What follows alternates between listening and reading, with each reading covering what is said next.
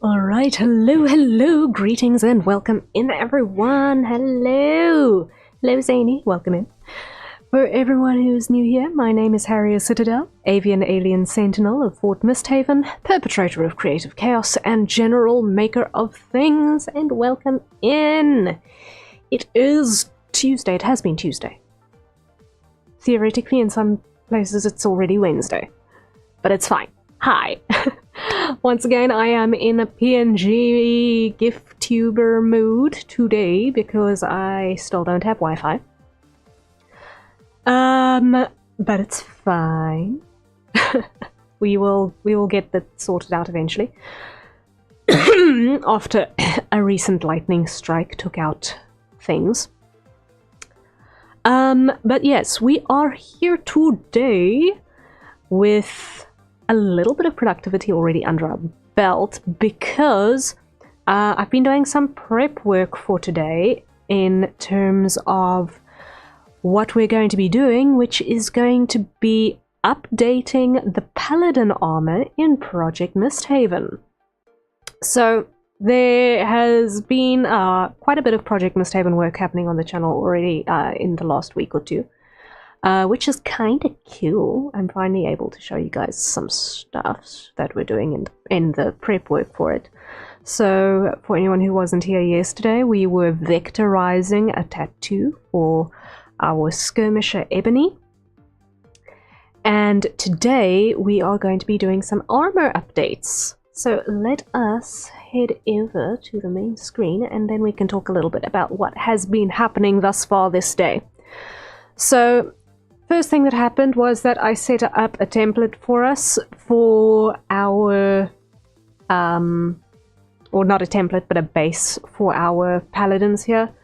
So it's just a rough sketch off of which we can actually do our outfit iterations or armor iterations. And over on this side, and I'm just going to pull it across a little bit because I see my head is in another way, just a smidge over here. So over on this side, I've opened up a couple of references for previous iterations. So this was actually the first one. And it's also one of the first times I think that I drew our Tigran Paladin on the team, Kai. And he has had some updates ever since this very first moment. As I got new information about Tigran lore from Heoteo and so on. So, most recently this day, Kai has had some civilian mode updates. He needed that quite desperately, in my personal opinion. Plot happens in summer, so in the interest of if these folk not suffering from heat stroke, I have had to do some reductions to the weight of the outfits in question for everyone. So if you're familiar with Heoteo, the Tigran are an original species belonging to this person, and Teo has graciously lent me one of the characters from the overarching Teoverse, and Kai is now representing in Mystehaven on that front, which is kind of cool. So there are a couple of anatomical differences you'll notice between Kai and Teo herself, the Tigran character Teo. And that's just a dimorphism between sexes in the species. So he's actually still kind of skinny and lean by his species' standards, but for our purposes, this works. And the other things that I've opened up are just obviously Lark's armor, because this has got the updated version of the breastplate, which I have not yet memorized. I will get there. And then the other stuff that has happened today was that I polished up Brock, who is our single human class team member.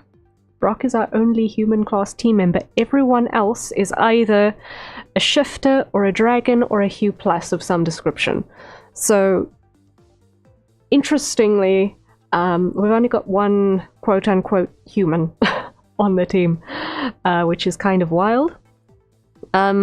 So, Brock, I did not have a solid idea of what he looked like yet when we started this day, but we managed to get him polished to a point where I'm happy with it.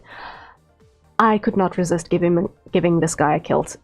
I just looked at his upper half and I thought, he must have a kilt. I can't not give him a kilt. And thus, I've not seen much of anime men in kilts before, but I hope he's serving on that front. I think it works for him. I think it suits him really nicely. I have a soft spot for kilts. So, personally, I think he looks really good. He looks good. I am so glad. I am so glad. I feel like this is actually a nicely balanced design as well.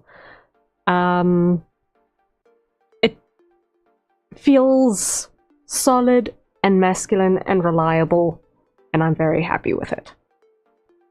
So, I am a happy camper.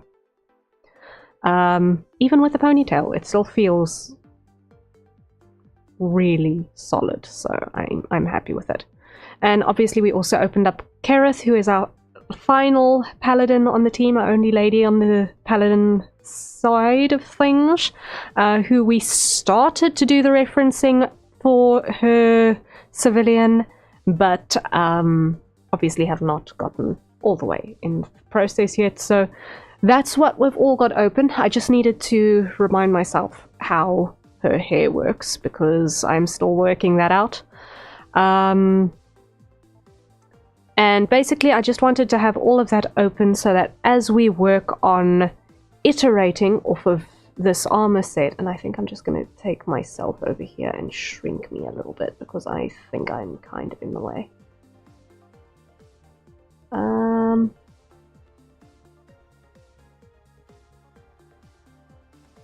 Just like that should do. Okay, and I'm going to switch to CSP mode from monitor mode. And I'm going to just move this way. I think. Yeah. I'll switch it back when I'm not in PNG mode again. There we go. So then I can just compress this back down again. And then we can have a look at our iterations. So that is what we've got on the game plan for today, is basically iterating off of this armor set to make it more drawable and more in line with what we've got happening here with the Sentinels. Did I start doing something with the skirmishers? I think I did. I need to open up Ebony as well. Because we worked on Ebony and the skirmisher armor as well. Teo! Hello, welcome in. Thank you so much for the raid. Greetings, everyone. My name is Harrier Citadel, avian alien sentinel of Fort Mystehaven, perpetrator of creative chaos, general maker of things, and presently running on a gift tuber because I am struggling with Wi-Fi, so things are not connecting the way that I want them to. But hello! Greetings, welcome in. Good to see you. Yes, I see. Welcome, raiders. Thank you so much for the follows as well. And oh my word, Kilpion! Thank you so much for the raid as well. Hello, it is a pleasure to meet you. Thank you for joining us. Thank you, thank you, thank you, thank you, thank you. Creative Chaos, you say? Yes, indeed. We are working on my big creative project, which is going to be a visual novel. It's going to be a visual novel!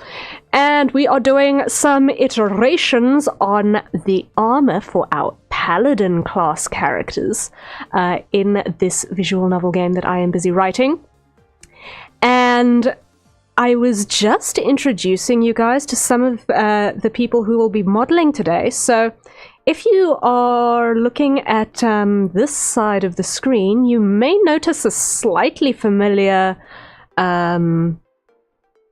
anatomical silhouette in a certain tail, because we are actually going to be working with one of our models being a Tigran, just like Teo.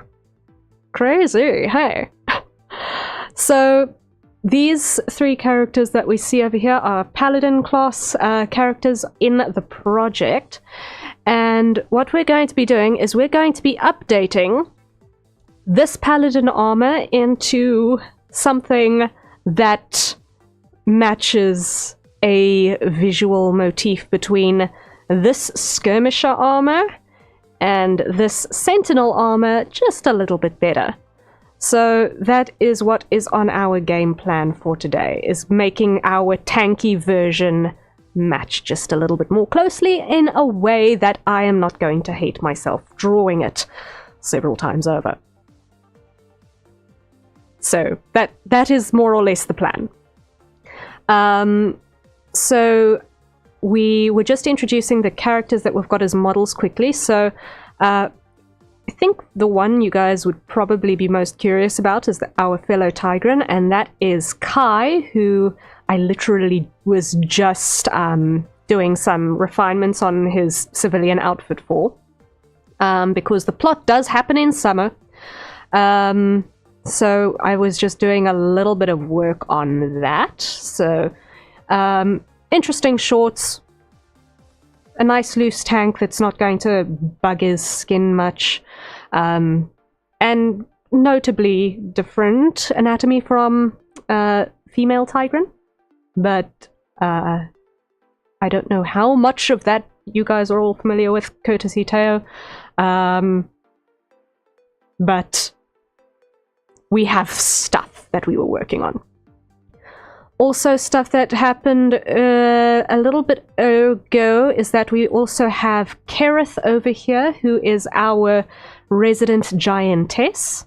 We started working on a couple of days ago, but I'm still busy figuring out her haircut altogether. So we are still working on her civilian outfit just a little bit more as well. And then earlier today, what we were also working on is polishing our design for our final Paladin, and the only actual human on the entire team of 9 individuals, and that is this fellow Brock over here. So, I did not know what he looked like earlier this day, and now we know what he looks like, and I'm very happy with how he turned out. I think he looks good and reliable and solid. So that is what we have achieved this day, and now what we're going to be doing is we're going to be iterating on our armor design so that we can get something that will work in this visual novel project. So, in terms of what the actual project is about, it is not a dating sim. I think I should probably put that on record first. It's not a dating sim.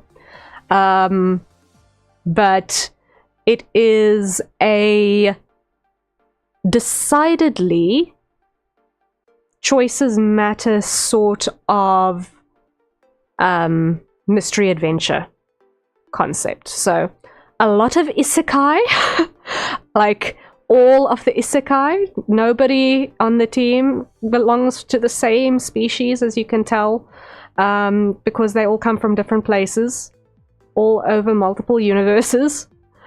And there is a certain magical phenomenon that is needing monitoring, that our team is involved in the monitoring and patrolling and all of that for this certain phenomenon, and then plot happens. So it is something that I am working towards with as much gusto as I can, but I need to spend a lot more time writing still. But in the meantime, at least knowing what everyone looks like helps. So that is where we are presently at. So I think what we're going to start with is we're going to just reduce the opacity of our base sketch just a little bit. And we're going to focus in on starting with our armor. And I feel like I was very, very, very rude. I was explaining Creative Chaos to Cybertron Nose. I believe that's how you pronounce the name. If I'm so wrong, I apologize immediately. But Teo, if you are still here, and Kyopyeon, if you are still here, I hope that you guys had fun with your stream.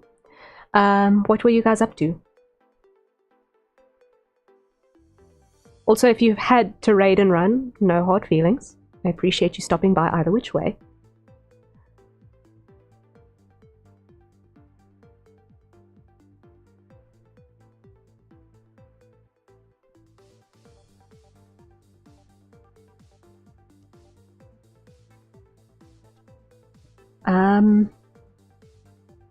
In the meantime, I'm just going to narrate my thoughts as I'm thinking them, because otherwise I will lose the thoughts, and that is bad. So, first things first, we are looking at our tanks, which are not only high durability, but also our heavy hitters. So, mobility is still of paramount importance. So, let's start by implementing our more standardized breastplate assembly.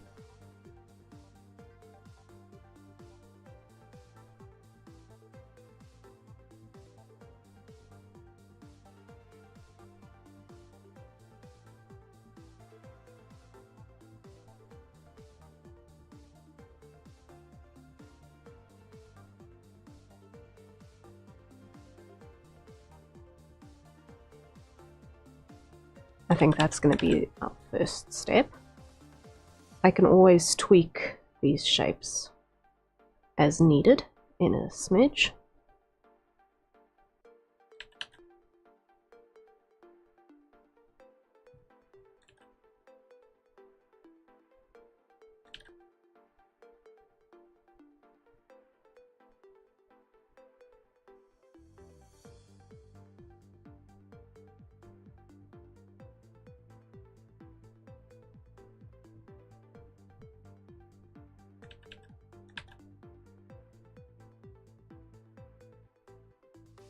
There we go, there we go.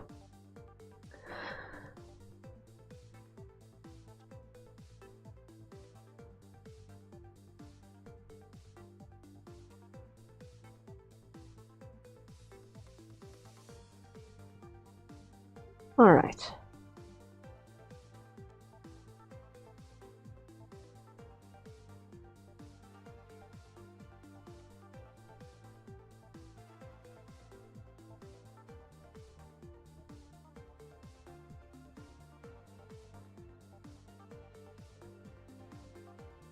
So, one thing that needs to happen here is this needs to come in, because that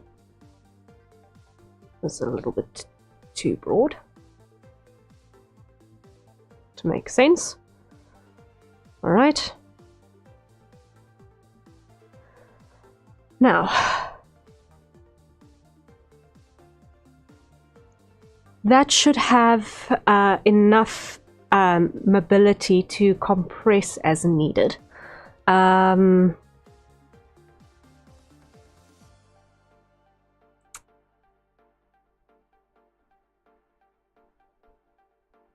I'm just feeling out mobility on my end as well.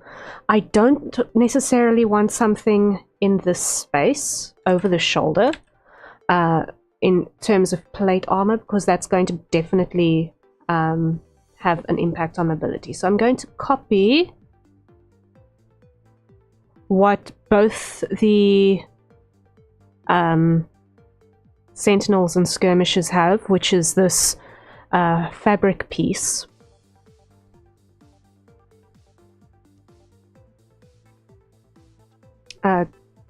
Going over the mantle.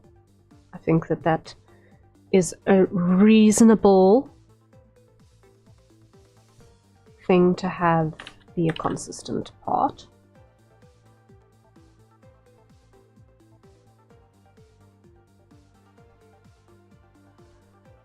All right.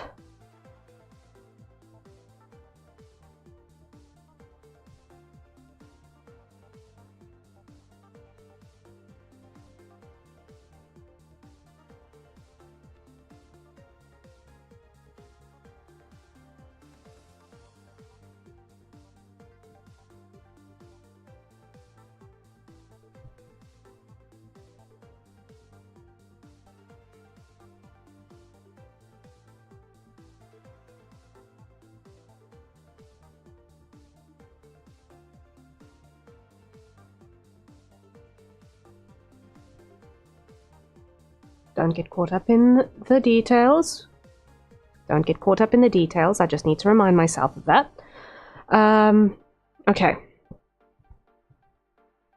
This is not an illustration, this is concept work. Now, what worked here was very little, actually. Very, very, very little worked here. So, I'm going to take... What on earth? What brush was that? Okay, never mind that. What I am going to do is I'm going to just take the apron piece, because that is kind of a universal thing.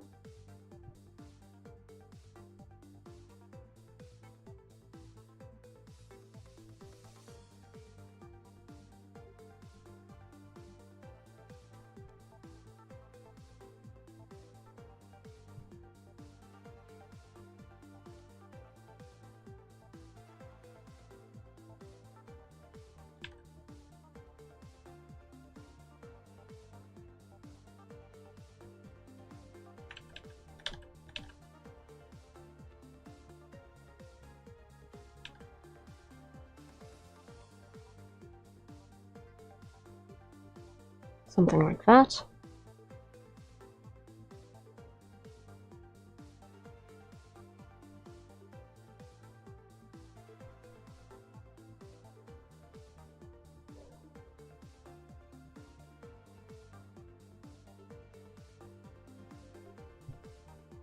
Okay.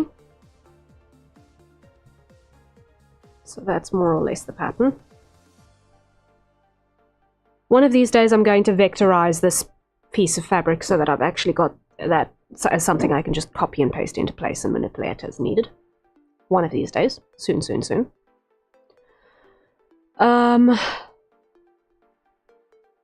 So these two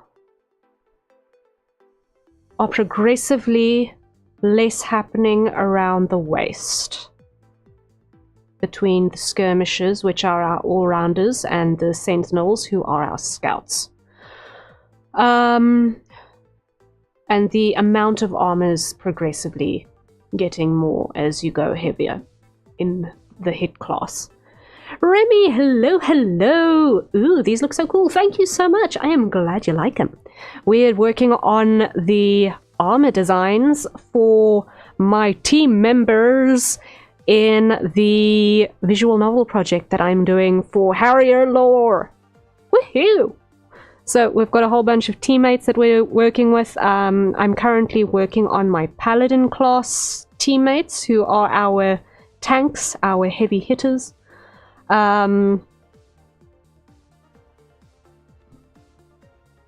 the big damage dealers slash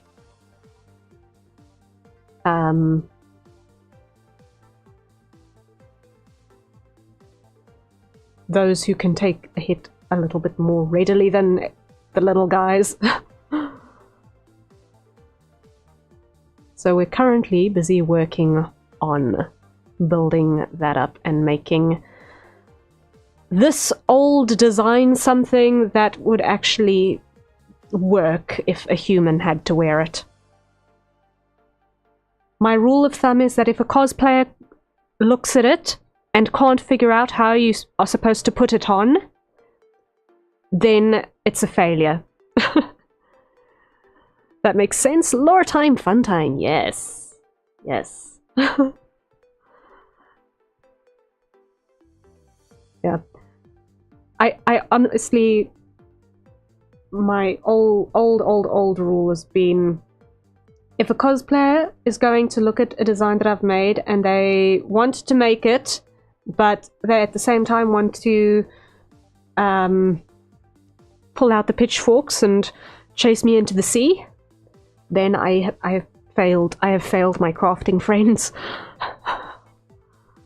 I want to make something that people simultaneously want to cosplay and can actually wear. And go to the bathroom. Going to the bathroom is important. If they can't go to the bathroom, then I have also failed. Especially on a long day at a convention.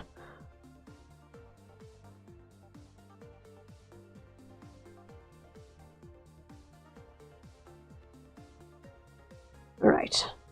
So, I think these guys are going to be a little bit more in need of some additional rib protection. That much I think I need to implement still from this original version.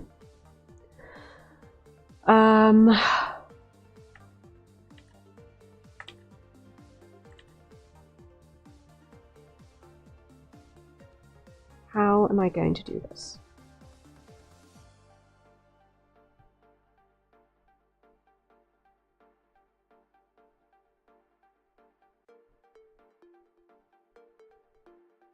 I don't necessarily want to go to chainmail because chainmail makes noise. And a lot of the things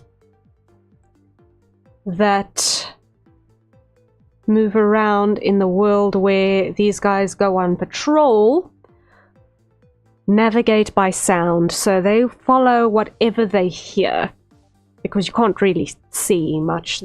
It's a very, very, very low visibility environment on the best of days. So I want to avoid mail. Or anything where plates are going to clank against each other. I think that's important. So the whole team is meant to be a stealth team? To more or lesser extent, yes. Because when the beasties are listening for you, to find you, then yes, the last thing you want to be doing is running away and going clank, clank, clank, clank the whole way along, and potentially leading them, big nasty beasties, back to the fortress. That would be bad. That would not end well. So even our heaviest armed need to not be noisy too much. Mobility is important, and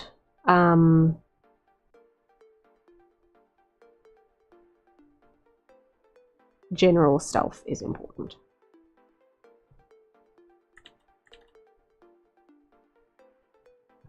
I will keep what I've got going on with the planes and the cuisses, because that makes sense to me.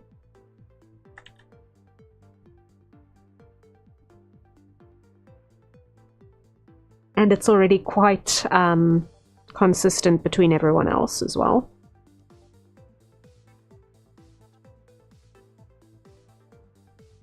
the Greaves more or less.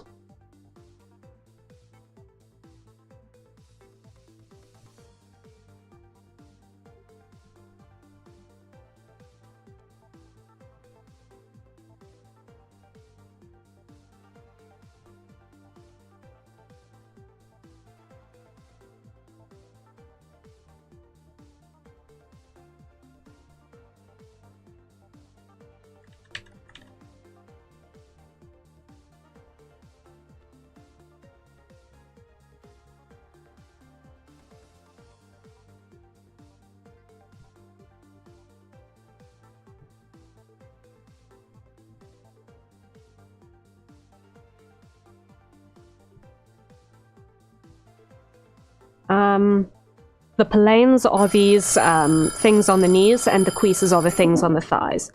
And that little bell was our hydrate reminder. So, I'm not the only person here who needs to stay hydrated and healthy. So everyone, acquire your nearest safe for consumption beverages, and let's take a sip.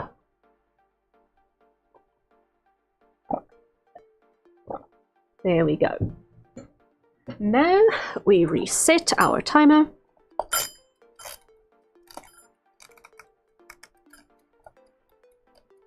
For the next half hour. So you don't need to down your drink, but at least take a sip.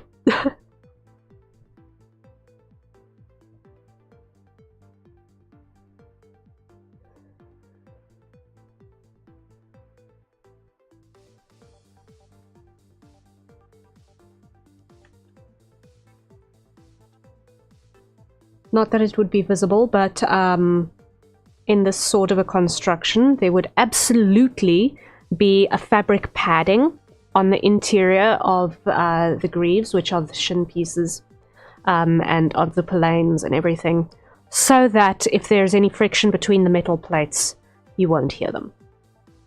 So they'll definitely have some sort of a fabric padding riveted to the inside.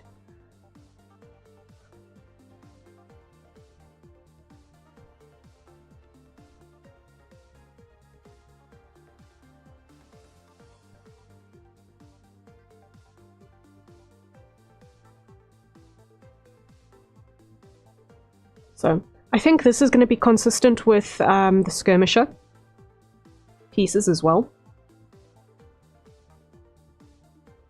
To have the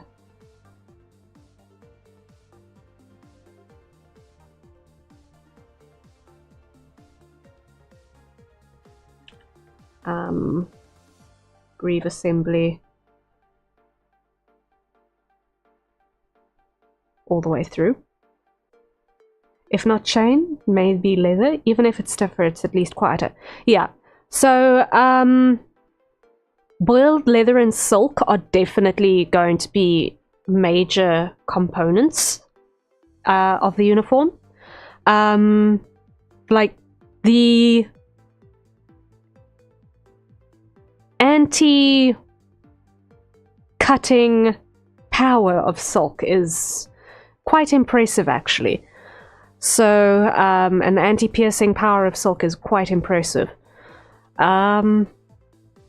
So, one thing that is probably noteworthy in the lore of the place in question is that the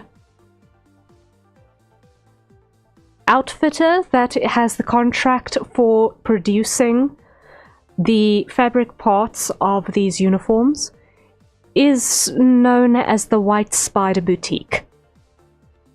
Infer what you will. Until all is confirmed.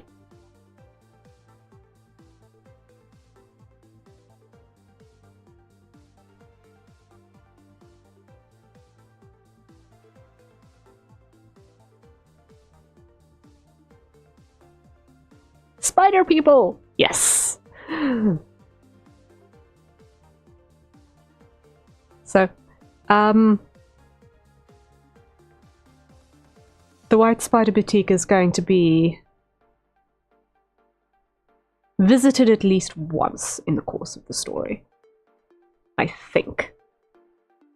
Actually, yes, it absolutely gets visited at least once. Or a spider farm? Well, it's to be seen. It's to be seen.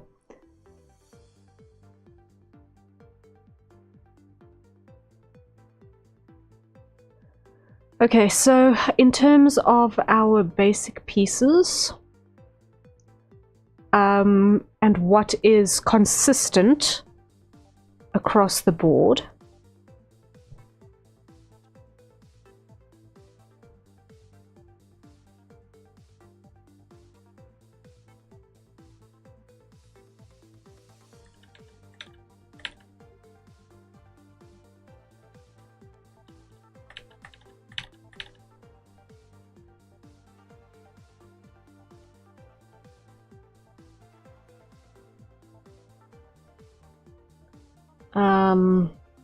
I think our van braces and rare braces are also going to be consistent.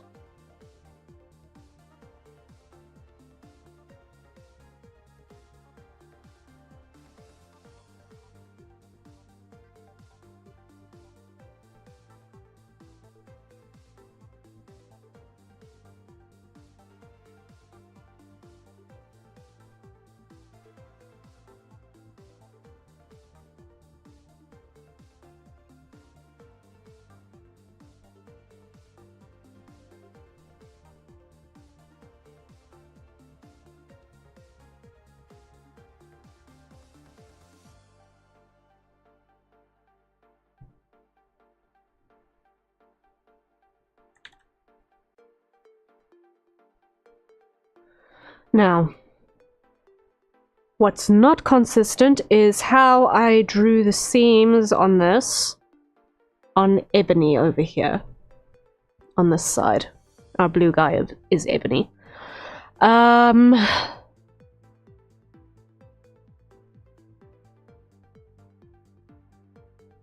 Yes, the seam is going to be here.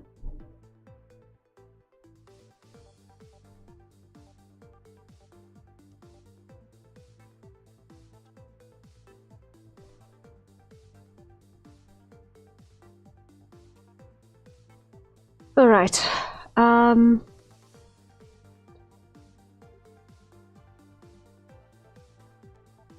so, anatomically,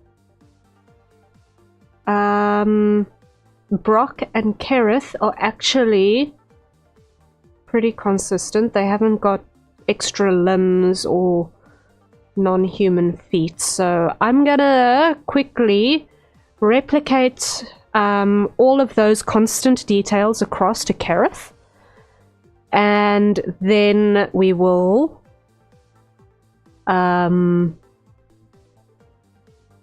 look at our digitigrade adaptations on Kai. So first things first is going to be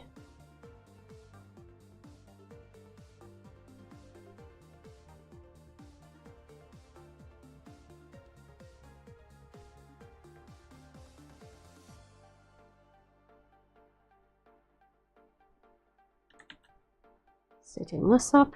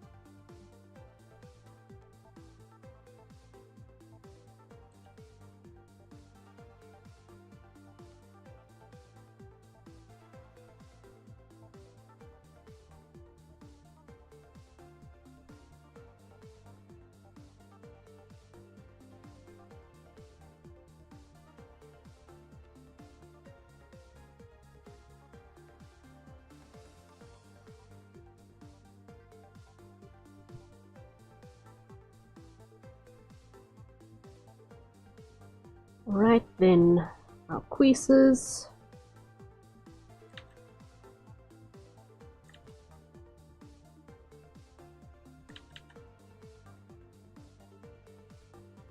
Lanes.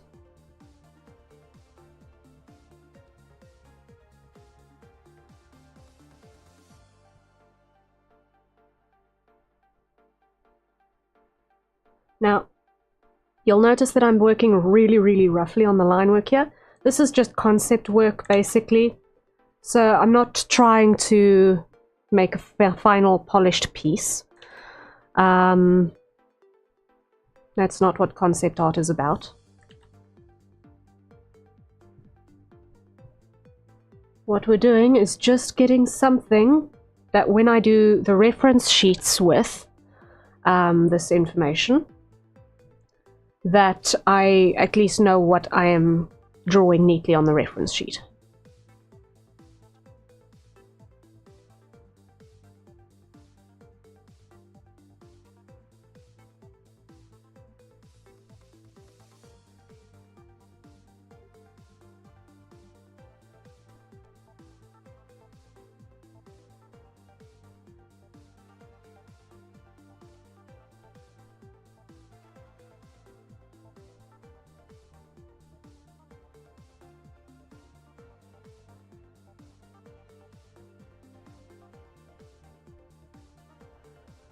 Okay.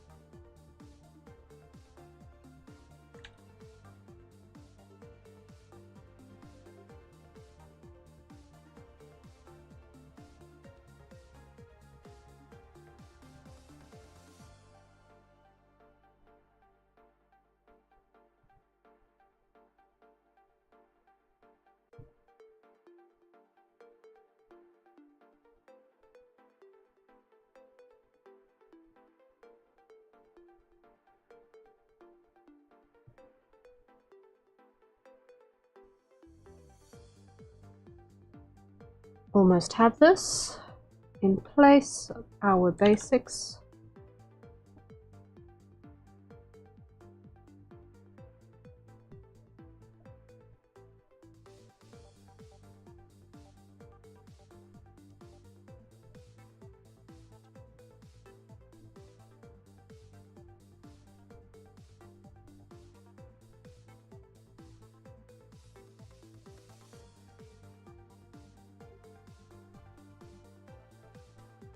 Okay.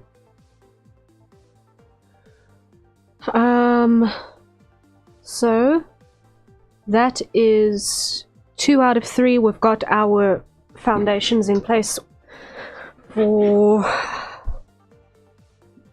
what we know is going to be consistent.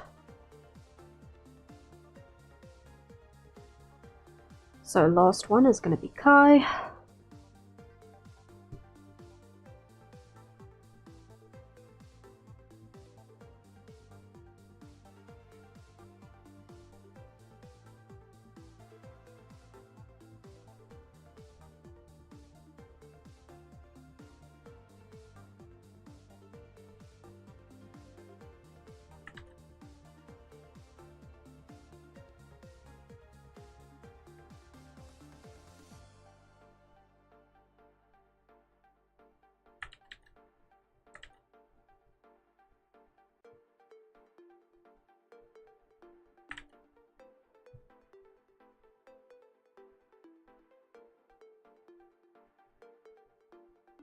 Something more or less like that.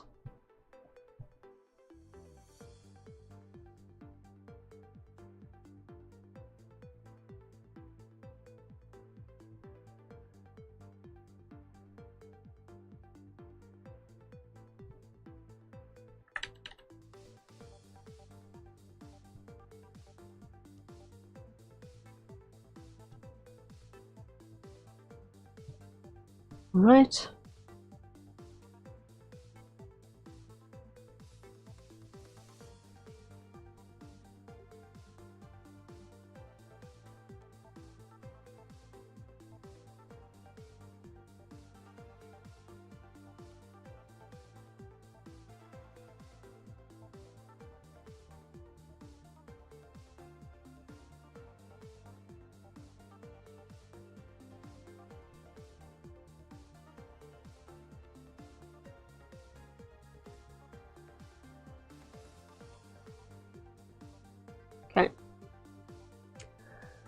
that one. Now, what's going to be different is that Kai has less on his arms. Like, significantly less. I don't actually think he's going to have his arms armored at all.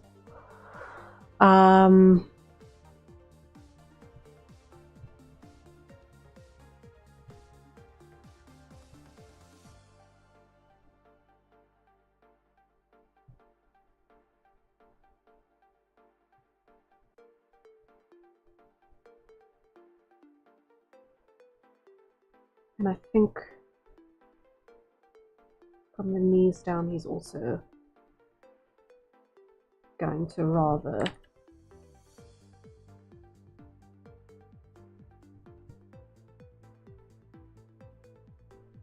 go without.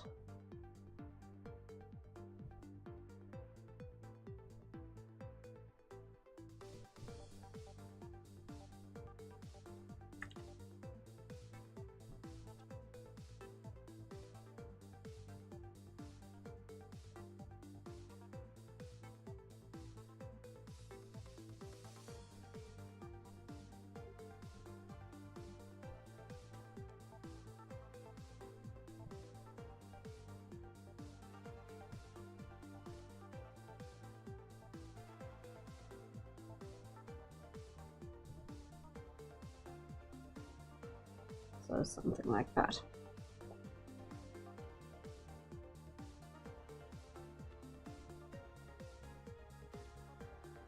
Okay, so that is our foundations.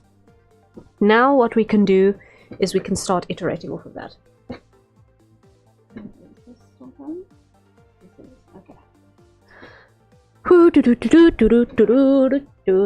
Okay.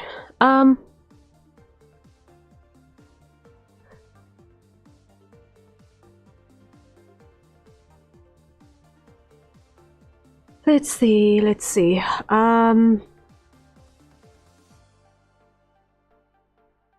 These pauldrons look good, but they're overkill. They are very much more ceremonial in style than I would say practical. These plates that are armpit guards, these pale blue plates over here, they are more appropriate if one were jousting than for what the actual use case is going to be in practicality.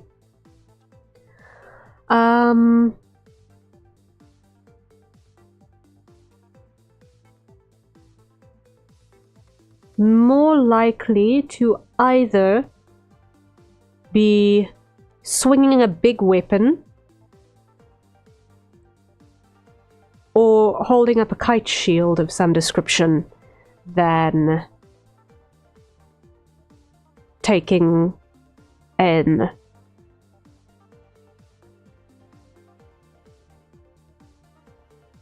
or taking a predictable hit. So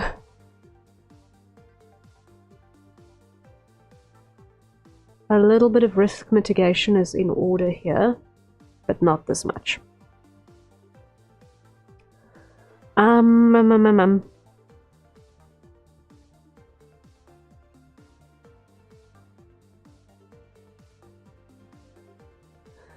So I think perhaps what's the expansion look like? I'm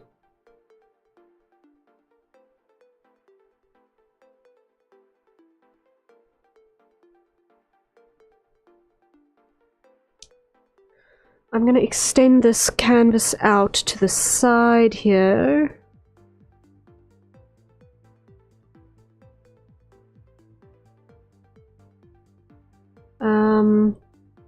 And I'm going to steal Brock's sketch. And I'm going to move it this way.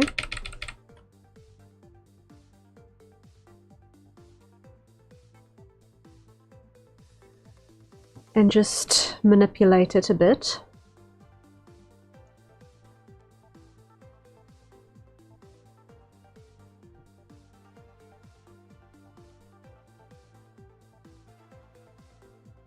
So that we get the rear view mode.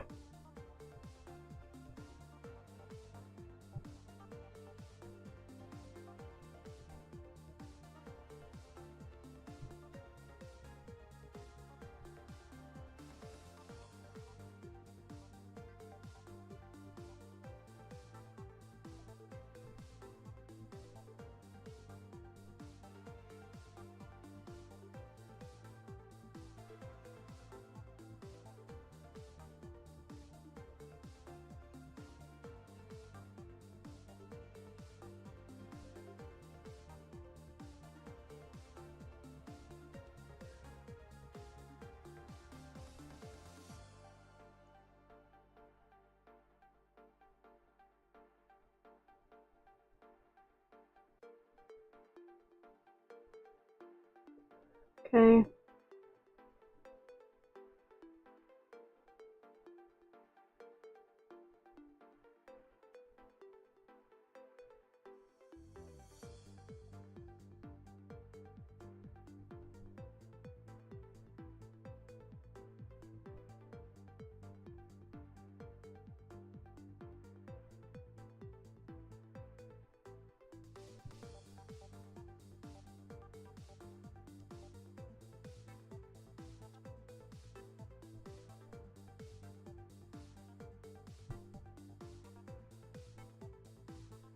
This needs to be adjusted.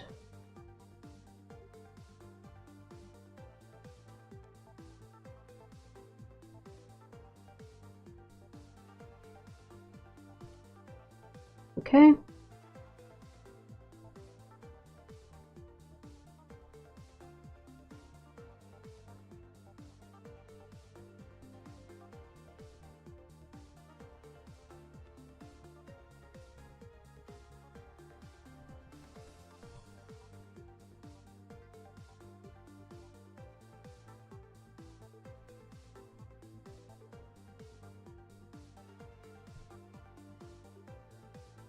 Okay.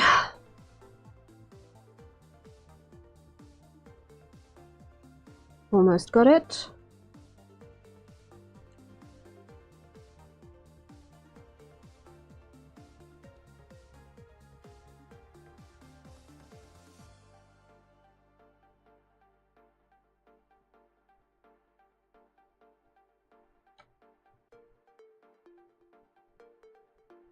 And that is close enough.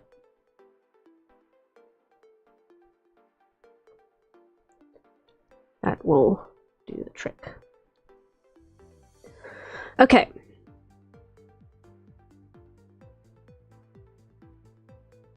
So now let's look at how we can close up the back. So we're going to have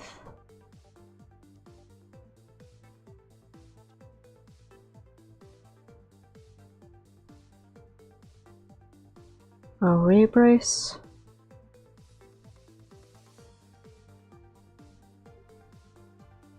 close like that.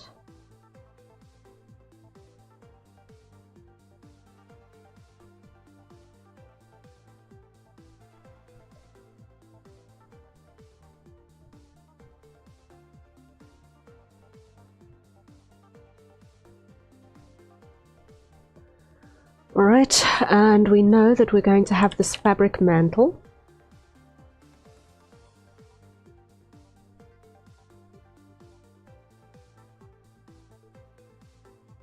And the breastplate closes on that side.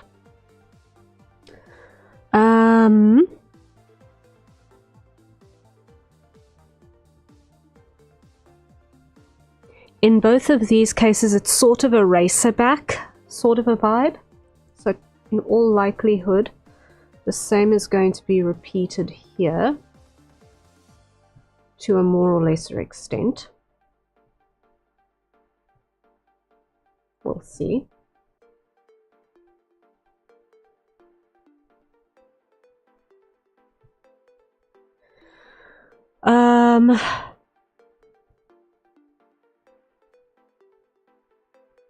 Because what we need is a split so that whatever we do to protect the lungs does not interfere with the movement of the shoulder blades.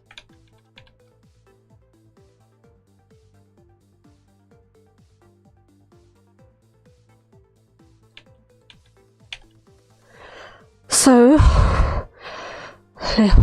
what's the range of expansion there? Not much. So having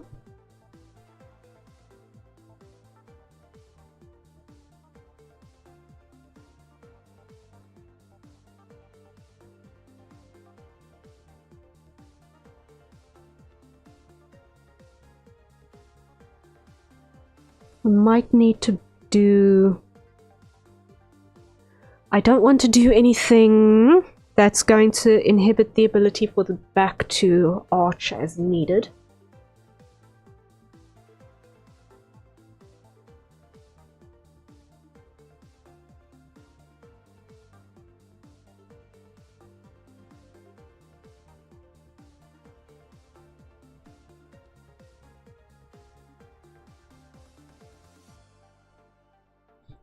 But perhaps what we can do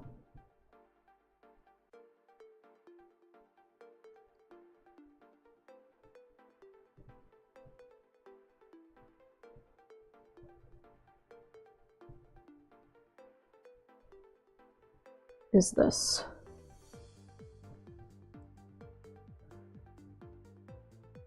Where's my writing marker?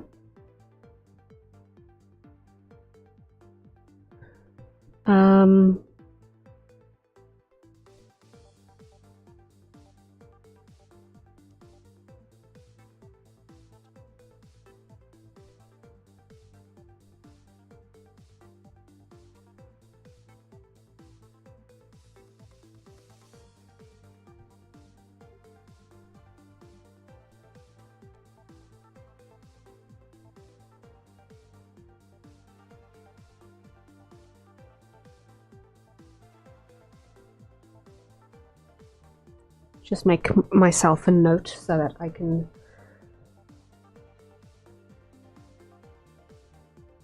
see that. 2.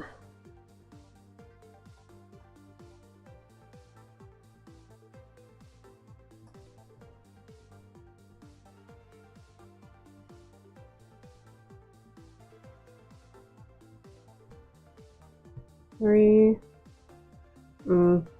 Let's just pull that up a little bit more.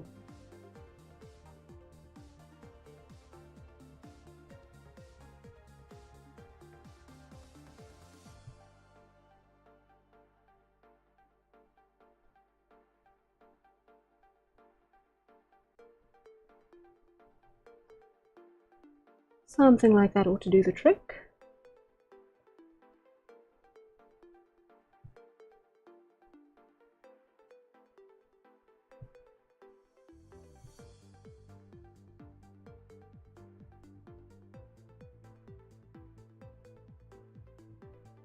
All right.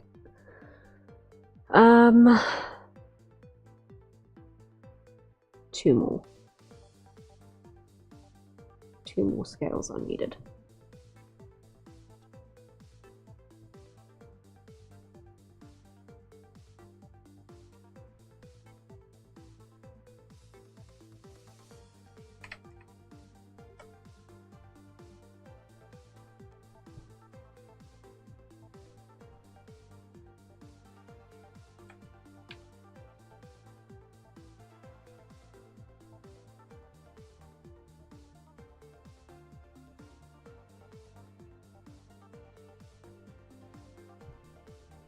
And this is going to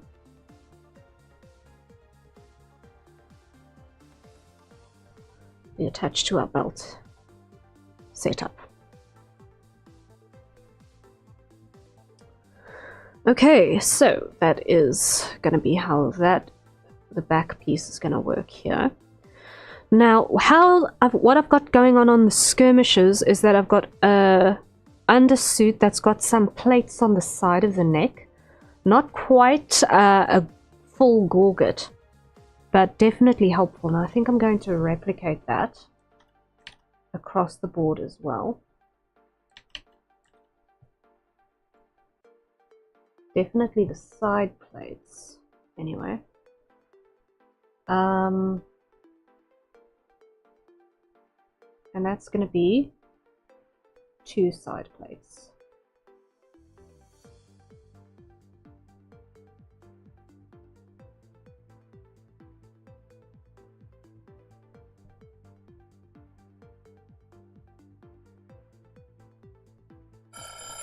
And that is our hydrate reminder. So everyone, acquire your nearest safe for consumption beverages. And let's take a sip.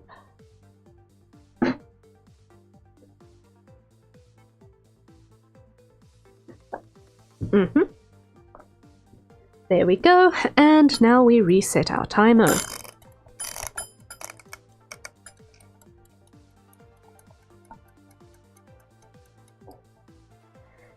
Is that Biden? Hello, hello. Welcome in. How are you doing?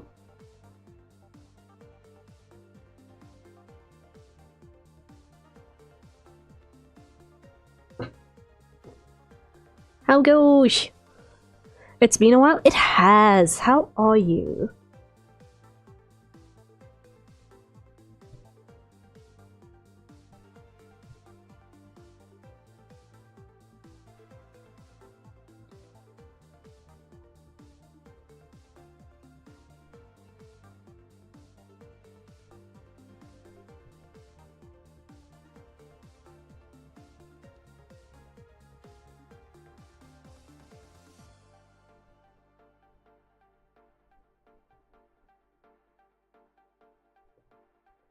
There we go.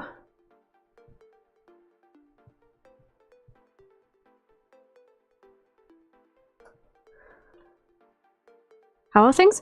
It's going really well. Earlier today, I released my first ever voice pack. I just remembered that I forgot to mention that earlier. That happened. I released my first ever voice pack earlier today, which is kind of cool. I'm kind of hyped about that. I have been recovering well from an illness that I picked up, so I'm almost happy. I'm almost healthy again. Since you were last here, I announced that the Harrier lore is actually being formatted for a visual novel, and hence what we're working on today is actually visual development for supporting stuff that happens for that project.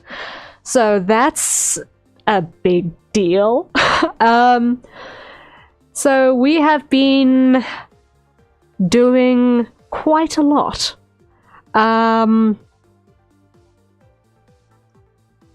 Yeah, it's a lot going on, and in between all of that, I have also been building VTuber models for people. So I somehow have become a mother of 2.5. I did the rig for one person, and I've finished 2 other models for 2 other people, one of which is Teo. And I have another son in the works, which is kind of cool as well. So we are plugging away on those commissions, which is going great. But yeah, it's busy. It's busy and it's wonderful.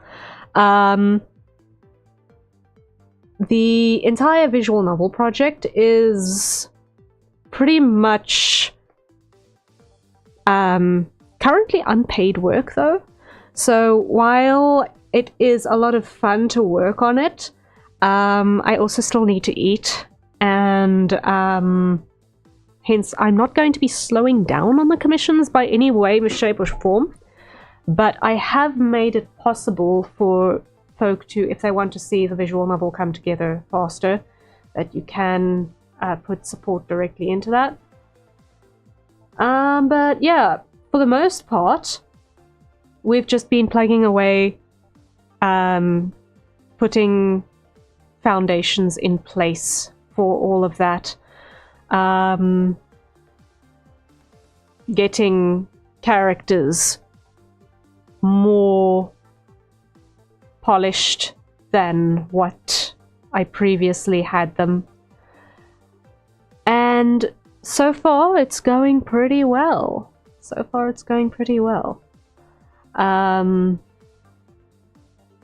Polishing up all of the teammates. I'm pretty sure that the only one that you guys have not actually seen now are Lamille and Aspen.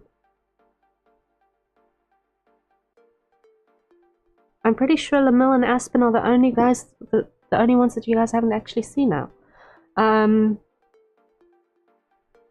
3 by Paladins. You guys know what I look like. This is the other Sentinel. 1 Skirmisher.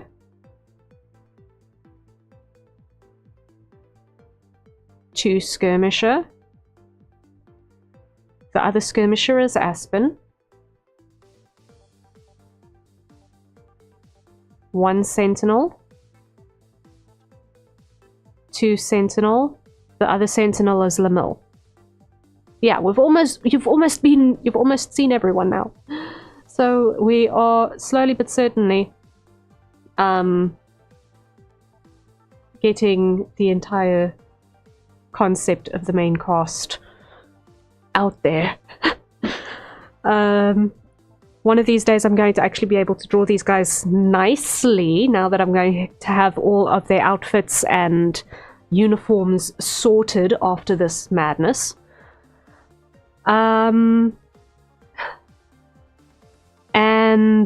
it's gonna be really, really fun. I'll be able to actually make profile pages for them. Odysseus, hello, hello, welcome. My friend keeps pestering. Kai is hot. I am glad you guys like Kai. You're going to have an interesting time reading him eventually. It's going to be fun.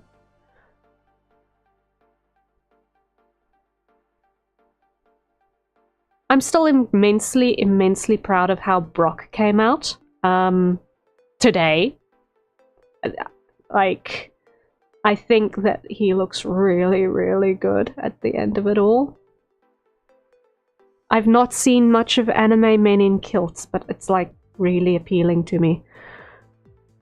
So I am happy with how he came out in the end, in terms of his civilian wear.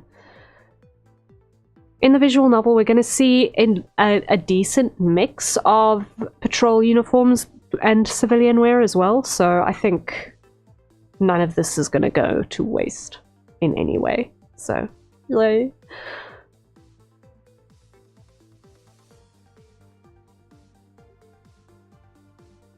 In any case. Let's see. We were looking at back view. So standard back view. Piece is going to come around like that. A little bit further back.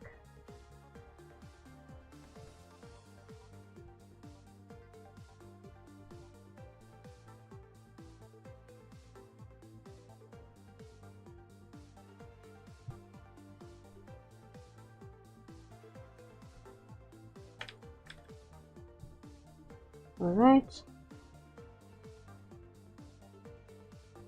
Back of the Paladins.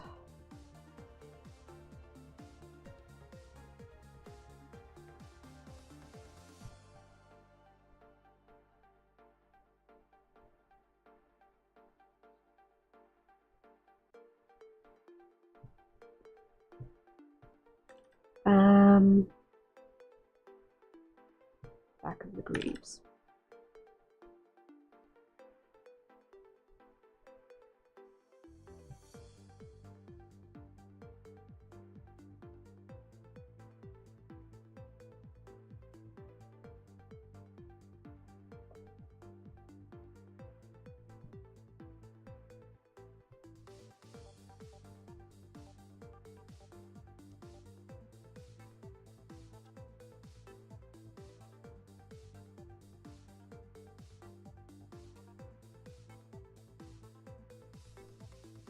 There we go.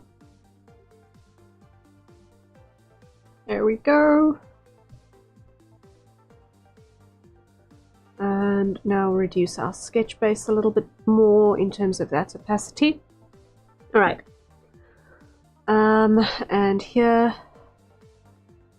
that's gonna angle that way.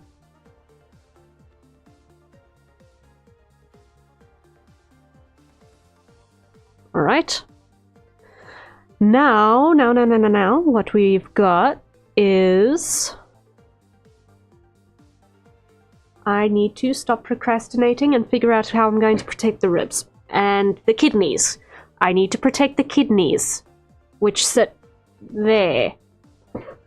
That's kind of important. That's kind of really important. So,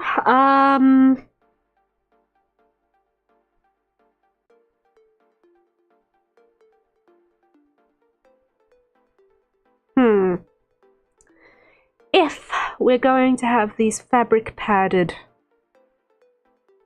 plates,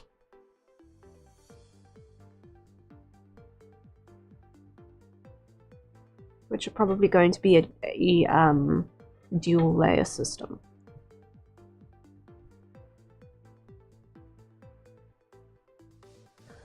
This is going to be a case of omissible detail.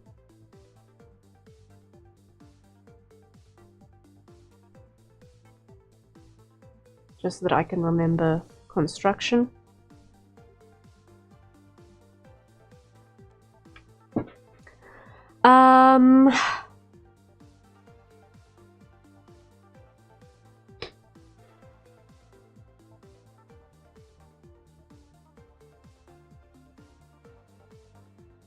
Let's think. The next thing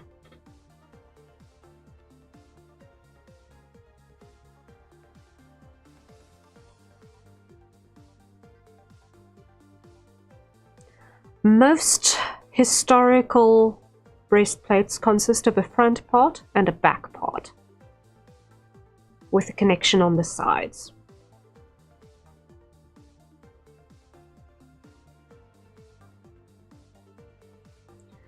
Now, in this particular case, how is this article of clothing put on? So it is essentially this apron piece is connected to the breastplate, and that goes over the head, and it basically is an apron. It's a basic structure of head hole, mantle,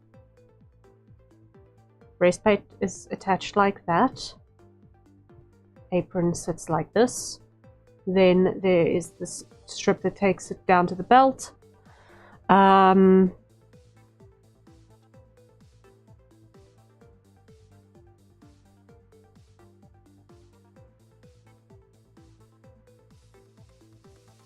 On this case,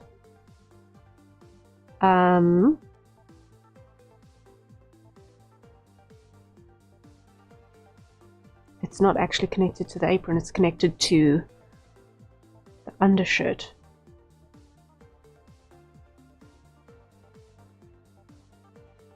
Which is a halter neck.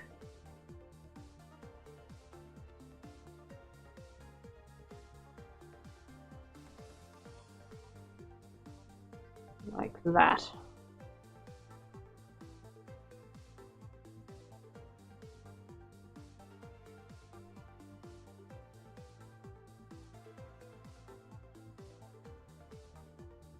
Or is it a halter neck, or is it a racer back? I think this is...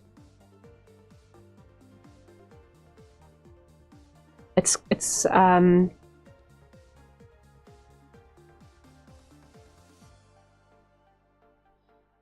believe it was going to be a halter neck, simply because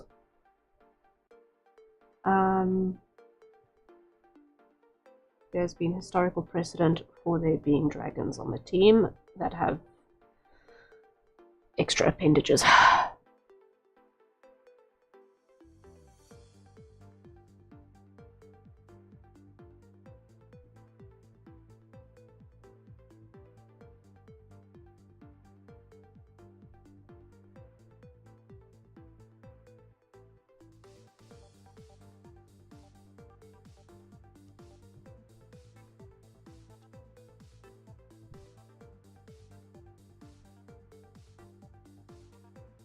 Okay, so that undershirt then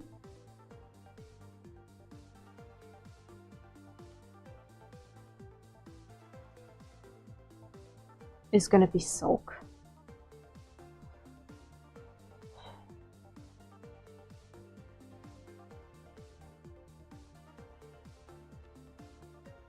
Now, how am I going to distinguish this from the skirmishers? Aside from the spinal plate? I think...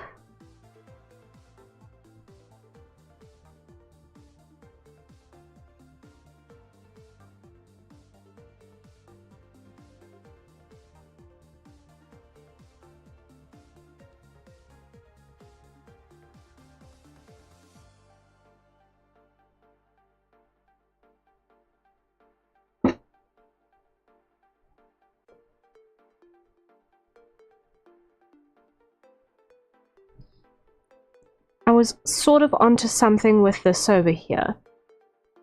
Sort of.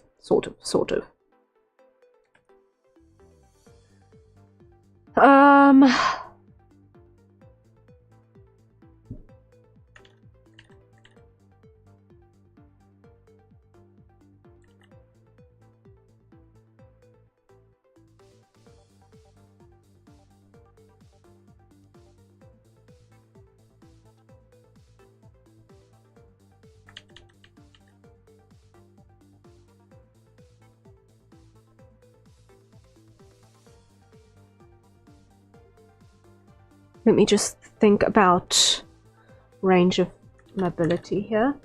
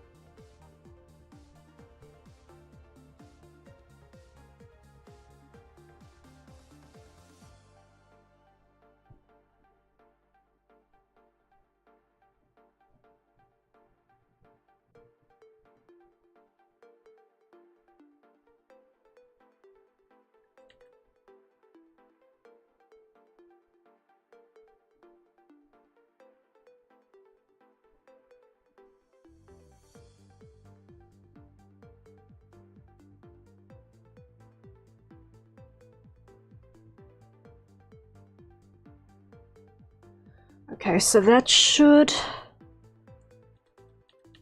not have any rivets on this side, because we want these plates to be able to sort of slide past each other a little bit as the body goes from side to side. because it needs to be able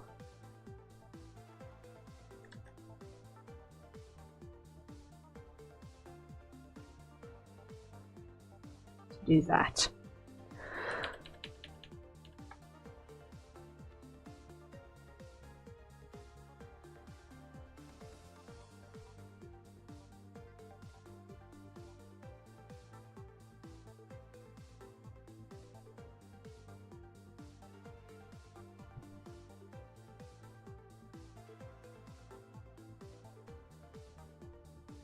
So here we're going to finish the edge like so. All right.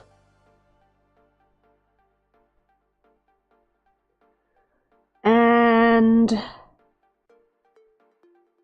that should give our kidneys significant protection. This is gonna have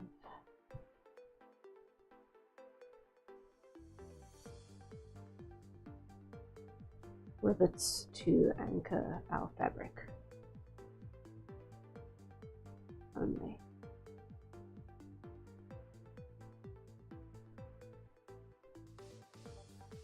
Once again, mostly for my own reference here.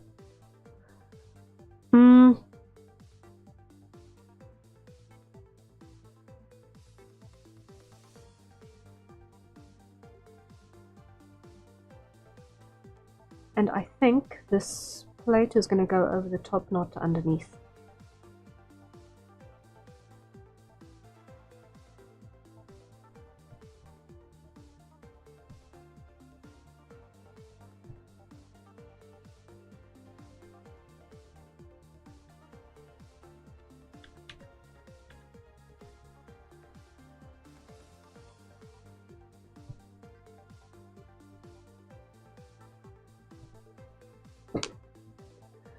And it needs to be narrower because the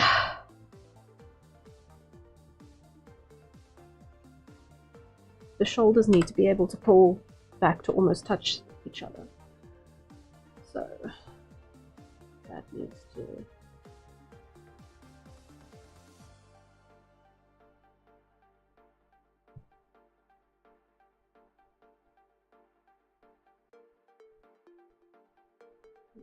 narrow down.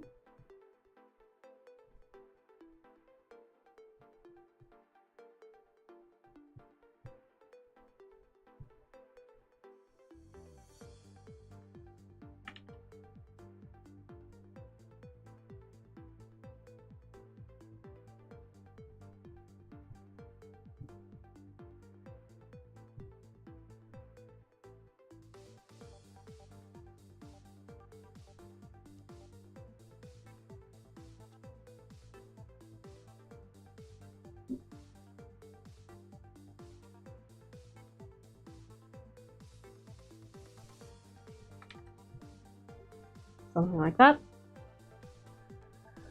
Okay, that helps. That helps. So the Paladins are definitely going to be the most visually interesting from behind at this stage.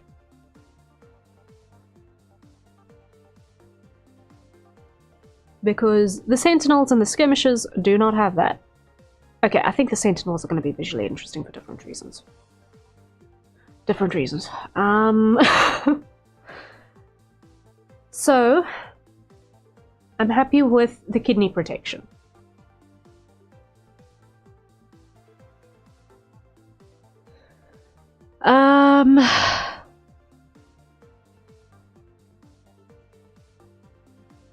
If I limit it to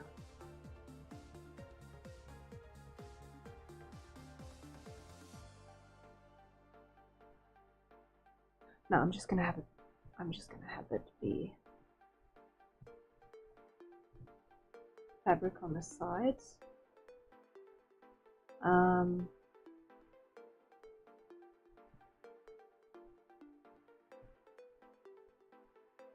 Because that's the way it's going to take the most compression. the body moves side to side is over here. So I don't want to put a plate in there that can potentially get in the way of that mobility. Like, how much can the body actually rotate? Not desperately much. We're not talking more than an angle of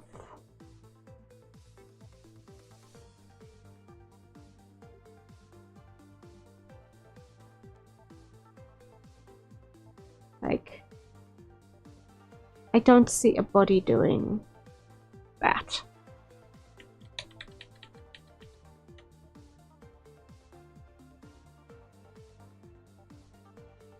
Not without rotation in an additional axis. Okay, so that and that. Still, it's not going to go desperately fast, so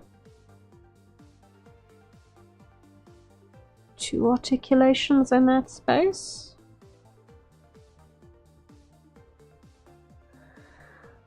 Should be enough. If you're going to have anything.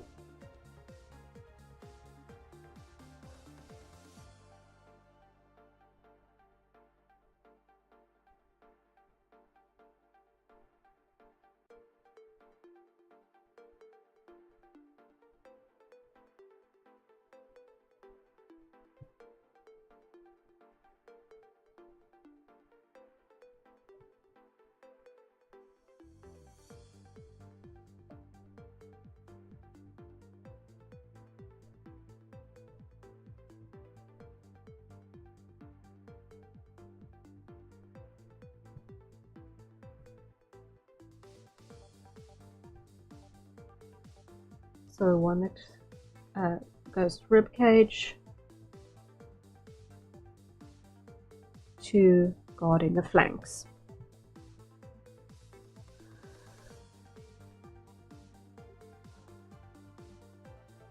Okay, I thought I was going to use the other models to iterate off of, but it looks like I'm just going to check the adaptations and see how it adapts across the board. But working off of Brock, which is our human baseline, is probably not the worst idea I've ever had.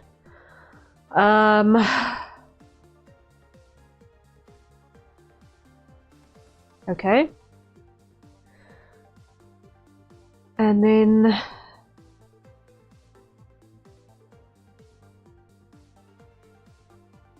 the belt is just a straight belt.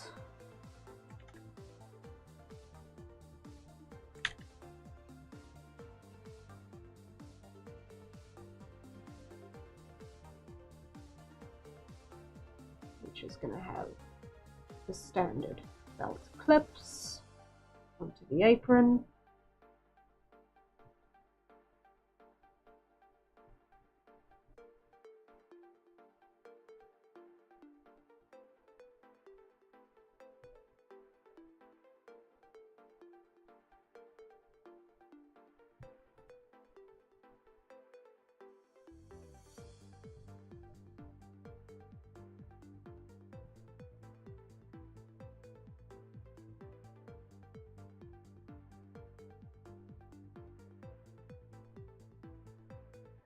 All right,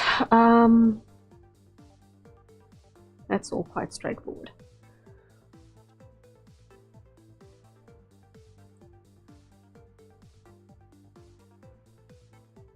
Nothing over the butt because that needs to be able to move with strides.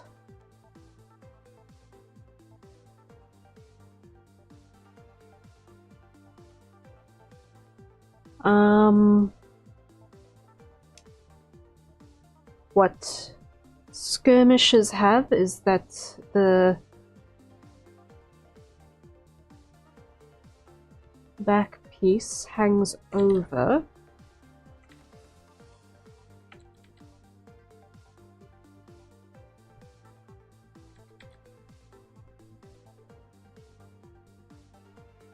which isn't necessarily a bad idea.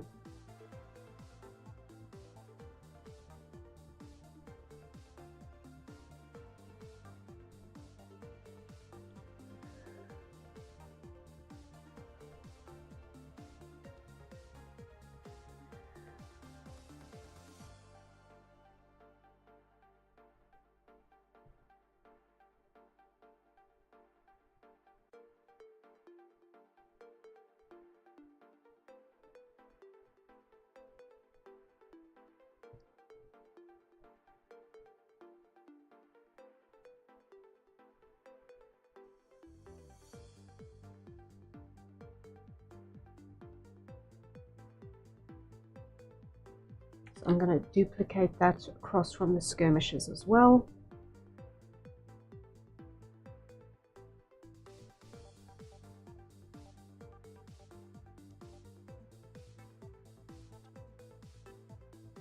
Because that makes sense to me.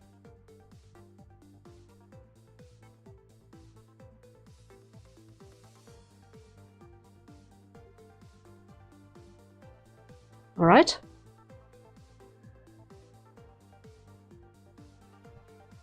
So then we've got rib piece, mid flank, low flank, rib, mid flank, low flank. Okay. Now.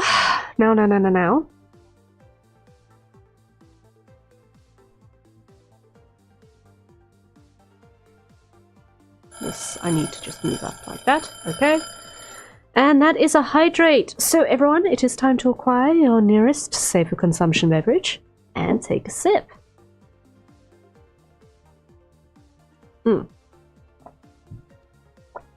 Alright.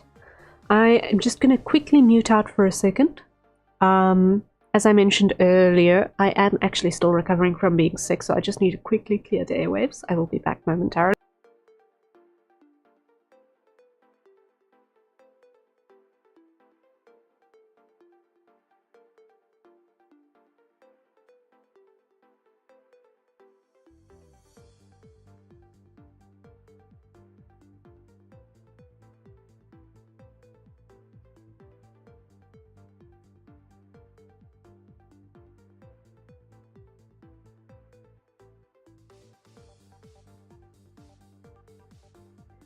Alright, sorted.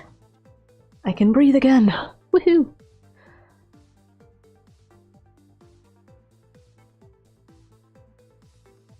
Okay, so I'm sensing that the difference between the skirmisher and the paladin is going to be much smaller than the difference between the skirmisher and the sentinel.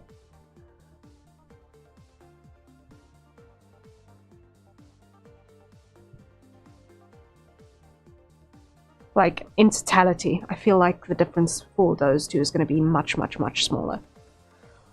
Because if it works, there's no reason to change it, really. The only real difference is on the amount of torso gear. Then I think that actually kind of makes sense.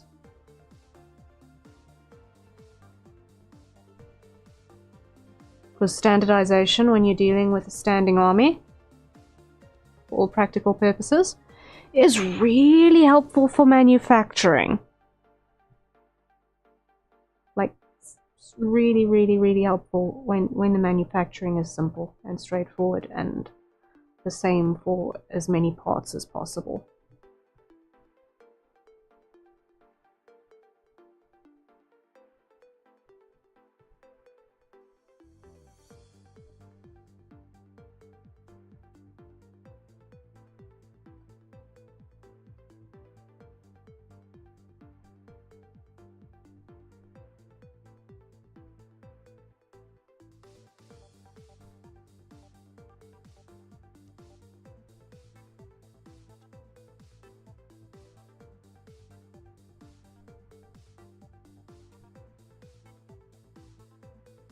Right, because this isn't just designing for one person, it's designing for an entire army.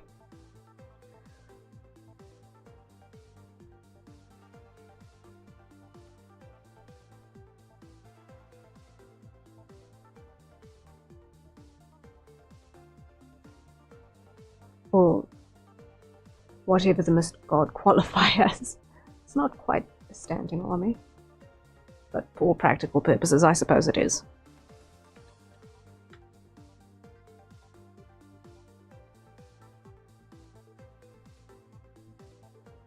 Okay.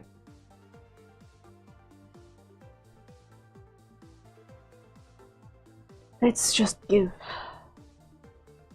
Brock his hand back over here.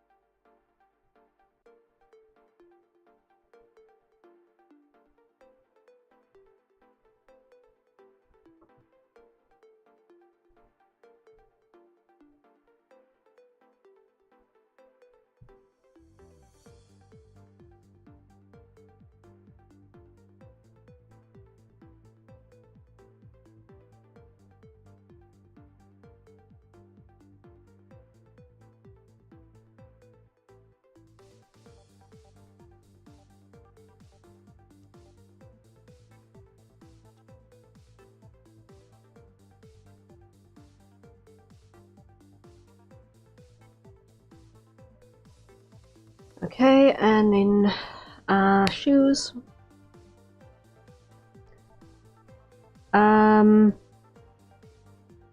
Is basically going to be exactly like what Ebony here has, just without the spike on the toe. That was something that Ebony specifically asked for.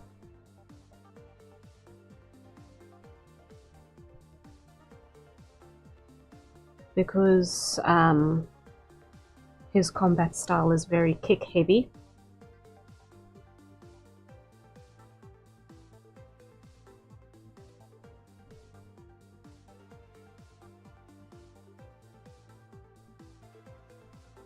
Which is not applicable to everyone.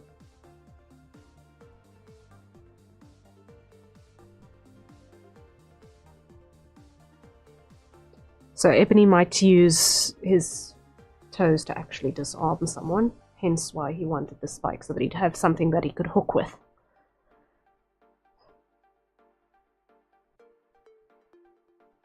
Okay, so now we duplicate this over here.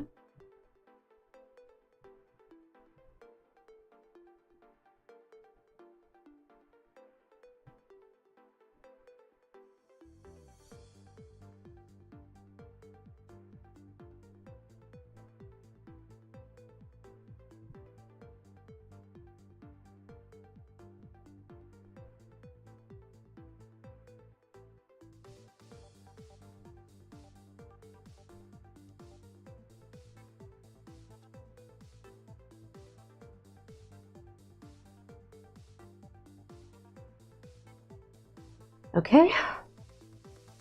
Now before I apply that to the other two, what I want to do is I want to just do a color test. So, first things first, we're going to go select outside.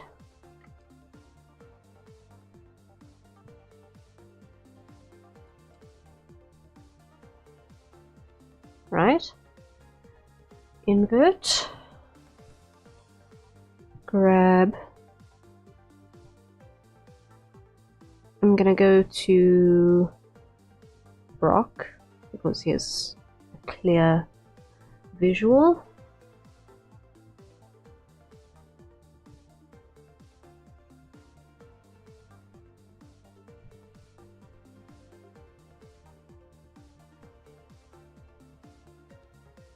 Okay.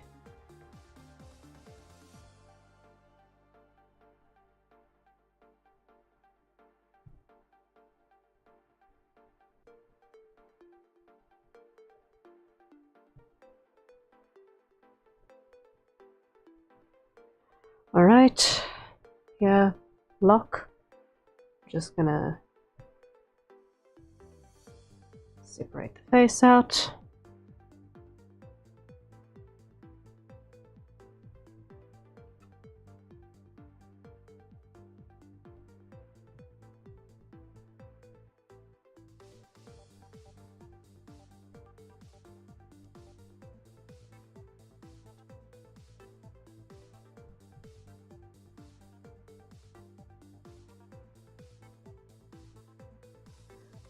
And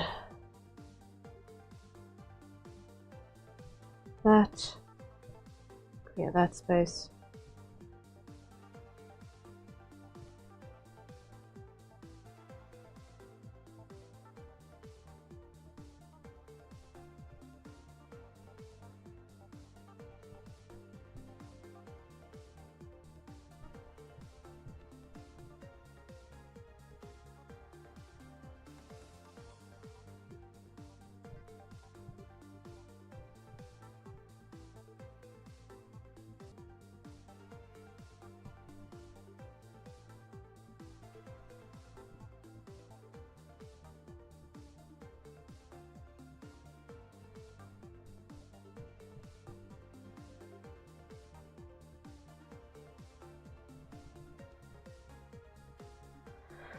All right, now we go and we apply.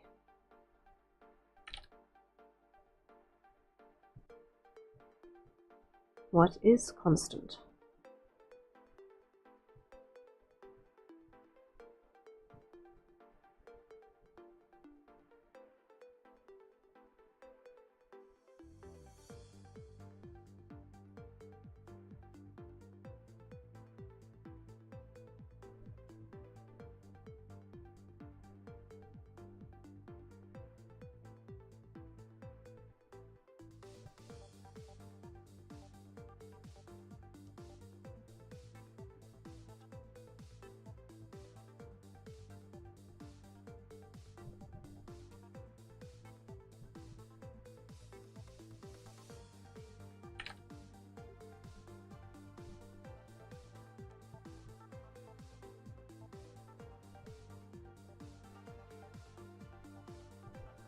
Alright, in here.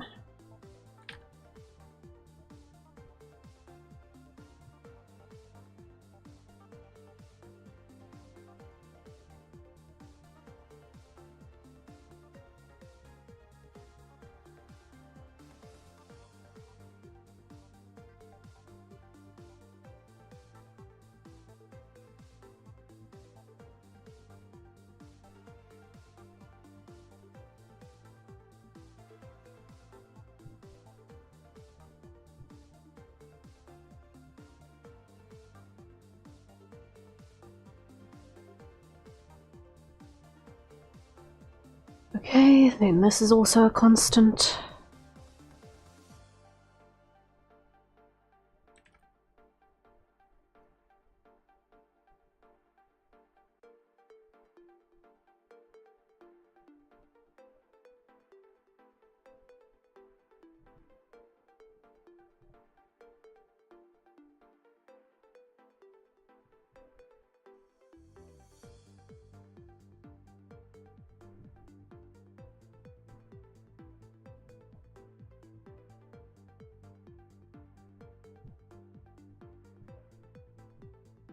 As well as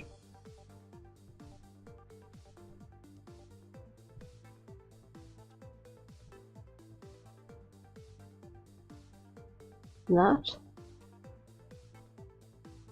and that and that and that. Okay, slowly but certainly getting there.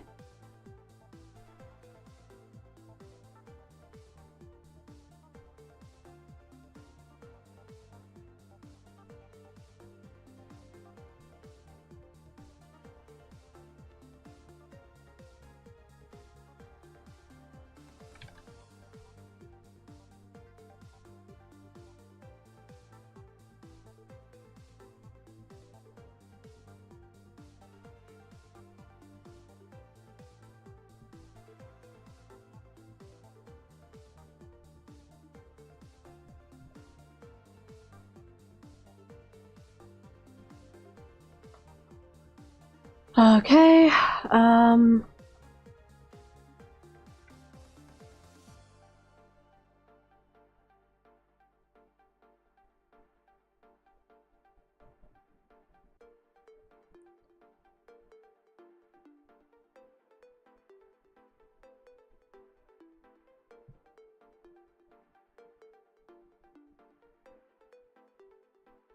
like that.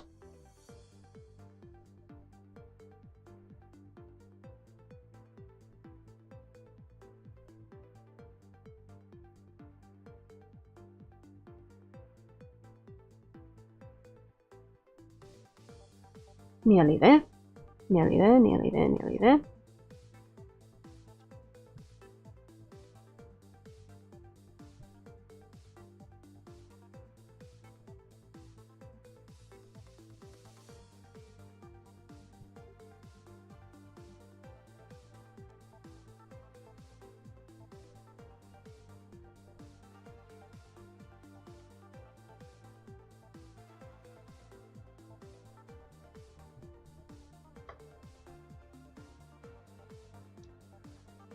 Okay.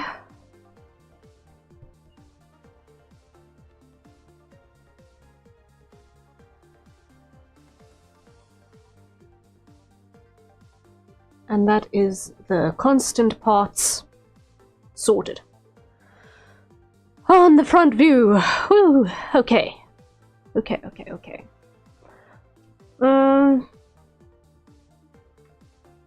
Now let's make sure that the back is also functional in that regard.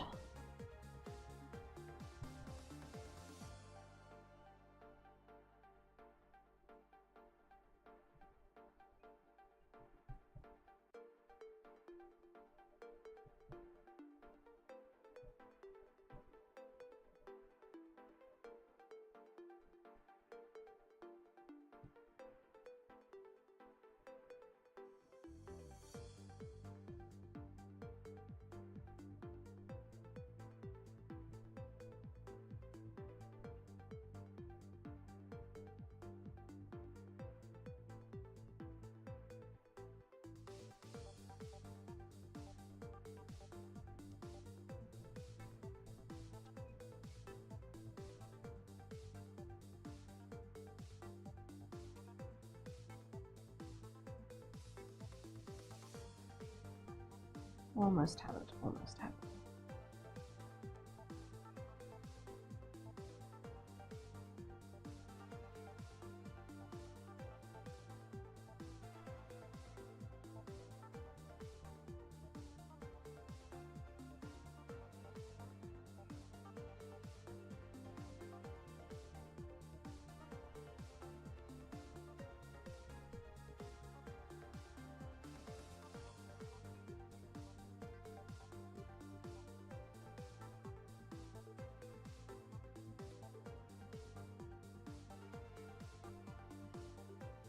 Okay.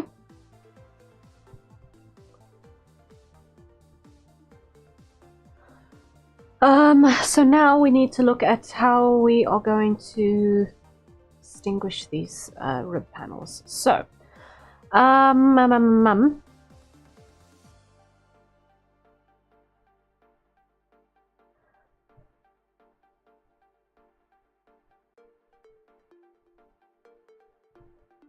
I feel like I do like this medium light to be the edge color for these panels. I feel like that works well for the fabric part of the lining.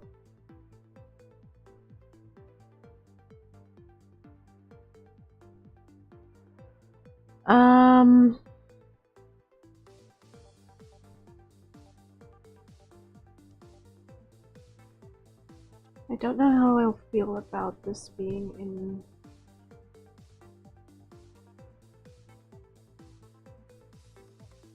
the Ethereum color.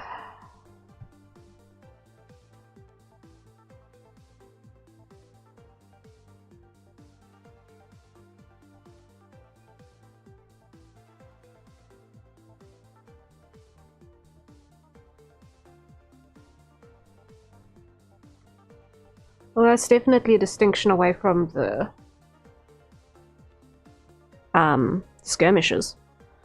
I definitely think that's a distinction away from the skirmishes.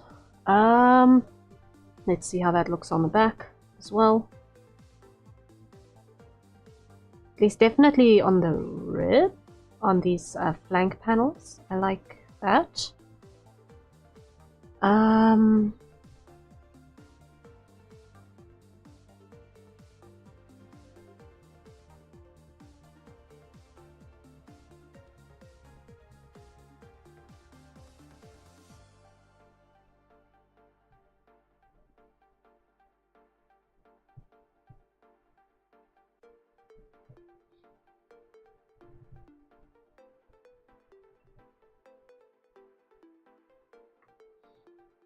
That might be a bit much.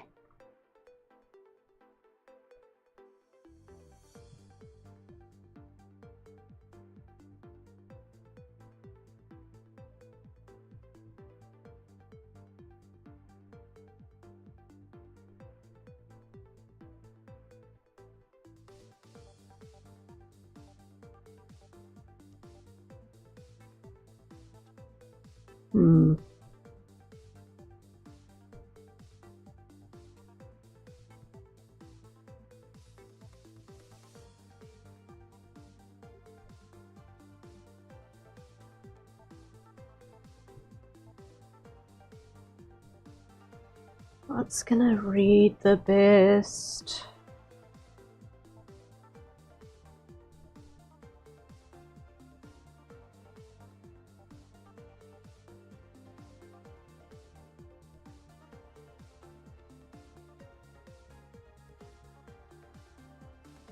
I think I'm going to leave it as is. I think I'm going to leave it just like that, because if I make it any darker, then it's not going to really be much of a design feature.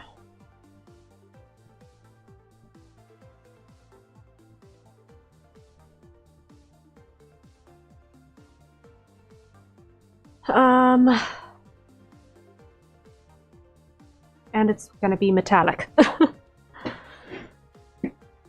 So the back view isn't going to be seen as much by long and a ways, but that's definitely more redrawable, I think, than whatever I had going on here with all of these scales.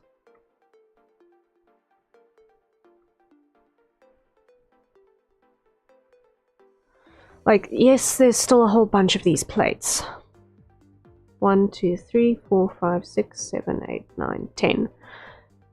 That's at least an easy number to remember.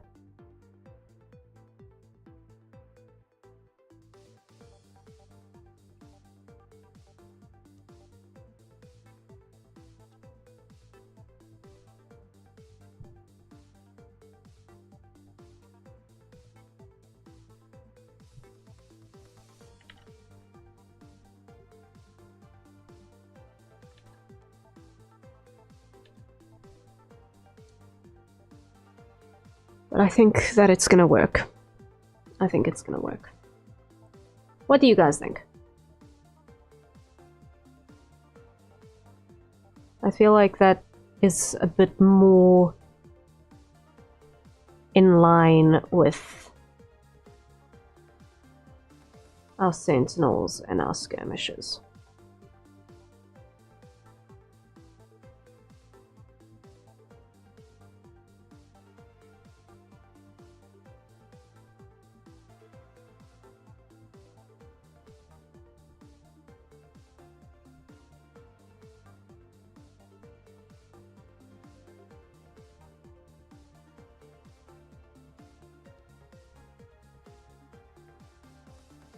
I feel like that fits better. Like, you can definitely see that it belongs to the same uniform. Definitely more armor than the others while still keeping the same theme. I like it. Yay! Yeah, it feels like it belongs together more now. I wasn't happy with it previously. This feels like they belong together. This feels like these belong to the same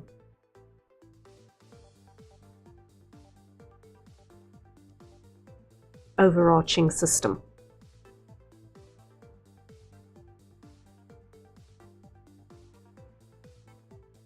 I feel much better about that.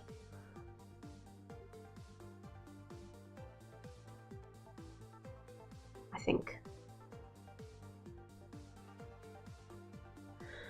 Okay, but I think we have come to that conclusion at just the right time, because it is now, unfortunately, that time of day where I have to call it an evening.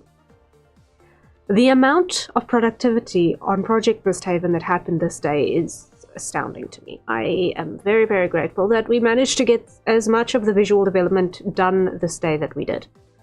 Paladins, check. Upgraded. I will apply these changes to Kai and Kerith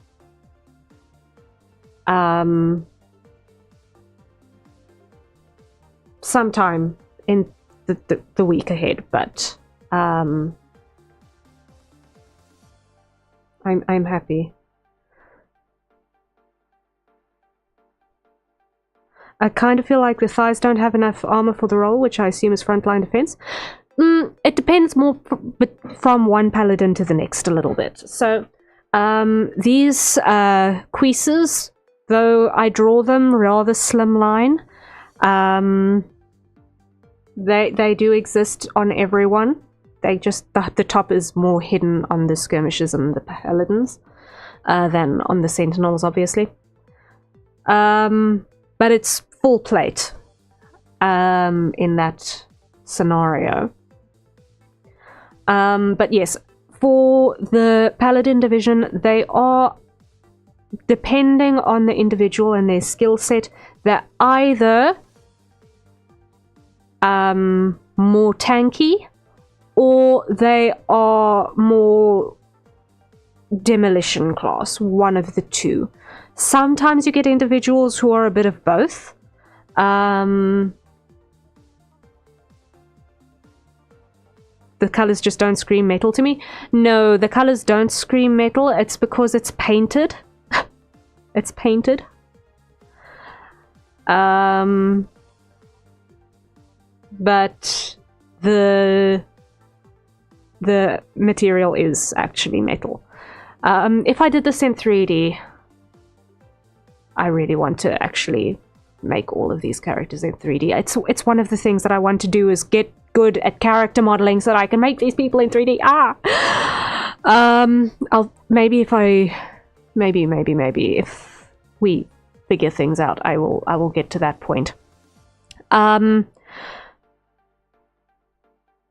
If I had this in 3D, obviously it would have materials applied to it that would make it slightly more obvious. But one day, yes, one day. Goals. Maybe if we are a little bit more adventurous later down the line with having achieved all of the writing goals for the visual novel, and then it's just, you know, coding the thing and all of that. Then we can look at actually attempting to do the 3D model thing. I know I have a base mesh for Harrier that I started in 2014 that I've subsequently given up on. But I think I'm gonna, if I do something with this, I'm gonna do a fresh one. Maybe stylize it a little bit more heavily, I don't know. And actually make base meshes for everyone so that I can actually do stuff with them. Because I don't think the base mesh that I've got for Harrier is going to be editable nicely into everyone else. And I think I did stupid stuff with the polys and subdivisions, so yeah, I'm probably going to start from scratch on that when we one day try and actually do this all in 3D. Goals, but first let's get the visual novel working, right? Maybe later we can look at doing, I don't know, something where we can animate things. In which case, having 3D stuff would be kind of cool. But yeah, I think we are there. We have achieved what needed to be achieved this day. So yeah, I'll apply those changes to Kai and Kerith somewhere. Tomorrow, we are looking at the combat style analyses that were submitted last year as part of that event that I never got caught up with. I wanted to do it last week, but then I got sick and lost my voice. So we're doing that tomorrow, which is technically today, which is technically in not very many hours' time. So we are going to be starting tomorrow's stream a little bit earlier. We're going to be starting at our usual EU start time for tomorrow's stream. So 1930. No? Am I being the dumb? Am I being the dumb? Hold on. Let's just head over here and just check. Yes, 1930 hours UTC. We're going to be doing our combat styles analyses for the rest of the submissions that we received on the reanalysis fight stuffs that we're going to be picking up as a more regular thing as soon as I've caught up. So people would submit their character design and we're going to basically break it down and see, based on the design, how they fight. So that's going to be fun. I'm probably only going to get through 10. There's going to be a second batch the following week, so just be mindful of that. And then we also on Thursday have our musical Batsu, where I am going to attempt to learn to write music, but I've got the limitation of I am only doing it in Audacity with my microphone and whatever I happen to have lying around on my desk at the time, because I don't know how to play any musical instruments. So yes, we are in pre-production. Hello Chudu, how are you doing?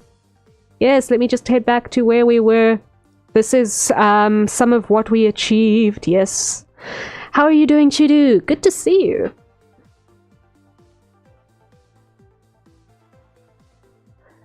Yes, we were doing armor revision to get everyone ready. I don't know how to write music. Yes, it's facts, it's truth. I don't actually know any music theory at all. I sung in choirs for 5 years, where I kind of had to sort of half learn how to follow the dots, even though I couldn't look at a dot and know what note it was supposed to be. But hello, Sushian, hello, welcome in. But yeah, we got things done. So tomorrow is combat styles analyses. The day after is attempting to write music in Audacity. It's going to be interesting. And once again, earlier today, I released my first ever voice pack. The link for that is on my link tree, it should be. But let me just grab that just in case for anyone who does not have that immediately available. If you want to check that out, I did a Valentine's voice pack. It's my first ever voice pack. I'm kind of really proud of how it came out. I did the entire thing from wallpaper artwork to recording to editing all by myself. So I'm really really proud of how that came together. I'm a bit sick, but overall not bad. Oh man, I hope that you recover well. I'm also recovering from being sick. Being sick sucks. So I get you. I get you. Fun fact, I recorded this on the second day of being sick. I could not delay it any further because I didn't know if I was going to need to re-record, but I think it came out okay. By that time my throat was already better, so I think it came out alright. But yeah. Ooh, the art on the voice pack is cute. I am so glad you think so. I'm very proud of how that one came out. It is the first time in a while that I have drawn myself and don't feel terrible about it. I generally don't like drawing myself. Unless there's like a scenario to it, I feel really weird about it. Like, it's when I do comic stuff, it makes sense. It has the sick voice buff? Yes.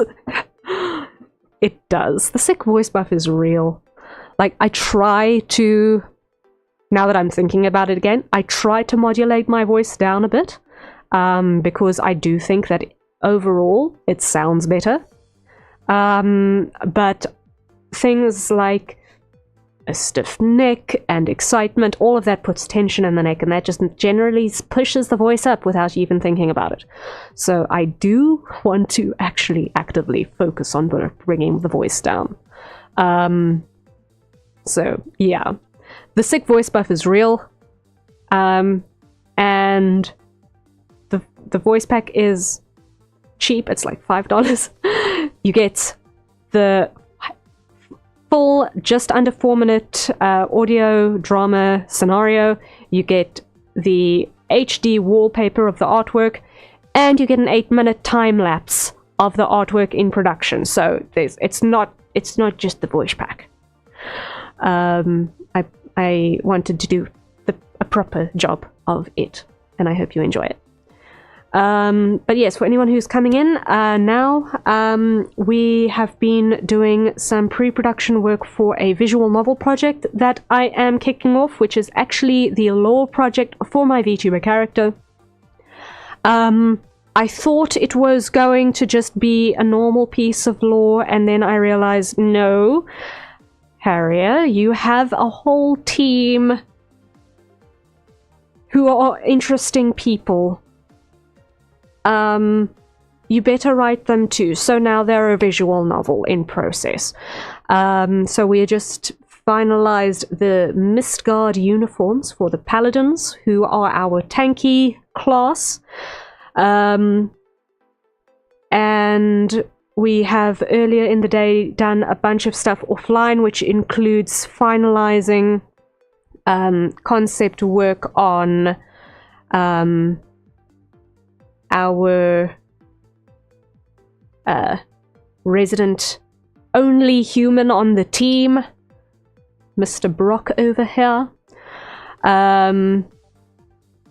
As well as we also looked at doing the summer sort of outfit for Kai, who is our Tigran representative, donated by Heoteo. And he is also one of our tank class characters. The plot happens in summer, so I couldn't exactly put everyone in like winter outfits. That would not make sense. Okay, well, tied to your law, yes. It's like, you know when a kilt's underrated? I know, right? I have never seen an anime man in a kilt until I drew it myself. Okay? I am a sucker for kilts. They just look so good. And when I looked at this guy, I figured I don't know what I'm going to do with his design. And there's like I looked at him and I looked at his shape, and I had a really hard time earlier today convincing myself to do anything other than a kilt. He was begging for it. And it works so well. I think it's gonna work really, really well for him. I am very much looking forward to seeing how other people are going to respond to that, but like, come on, it just looks right. It just looks right on this badger so much. And I am very, very proud of how this one came out. Like, it's so good. Yay! Oh, I am so glad. Like, the masculine urge to wear a men's skirt. Like, come on. It's just, it just works. Like, it just works. I am very, very proud of this. I've had a soft spot for kilts for I don't know how long. Many, many, many years, and I don't ever get enough chance to actually put it on someone. So I'm very, very happy. That I finally have a character who can wear a kilt and not be apologetic about it. I think it works for him. So, yeah. Happiness, happiness, happiness, happiness. And I feel like it suits him very well. So yeah, we've managed to get a lot done. In terms of our visual development, we've got the old versions of the uniforms, which I can now safely retire. Goodbye. Do not save. You are all out of date. I'm trying to form words, but it feels like a very natural fit. Yeah, exactly. Exactly. I think that's why when I was looking at him, it's just like I could not find a good reason to not give him a kilt. I love that they all have casual fits. Yes, I also really wanted to give them a casual outfit as well as their uniform, because not all of the story happens on patrol, obviously. And walking around in armor all the time is just not gonna fly. So I felt that it was important that they all do get one. And I mean, we're still working on Kerith's over here. But slowly but certainly, everyone is starting to come together. I think we also did yesterday, the day before. When was it? Let me just come over here.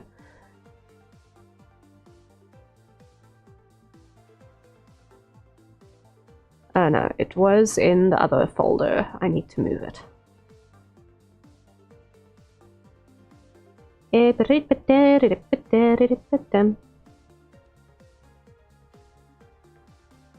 think it is...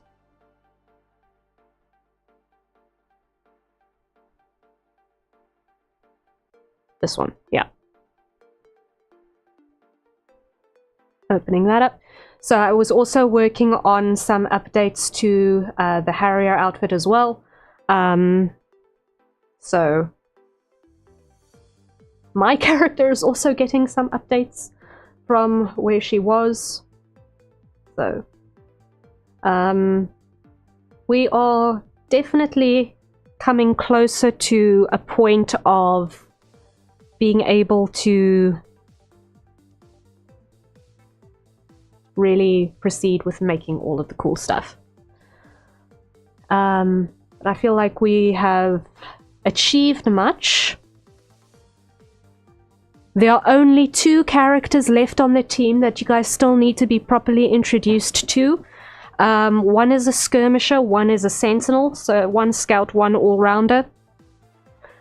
And then that is everyone sorted. So soon you guys are going to actually have a half an idea of who everyone is, so that if you want to help support the development process, and you have a favorite that you'd like to see more of, on my VGen there is a set of patronage services in which you can either opt to support or sponsor an hour of writing or of visual development or all of the things. Is that a really long zipper at the back of the boots? It absolutely is a very long zipper at the back of the boots, because otherwise there is no ways that you're going to get those things on.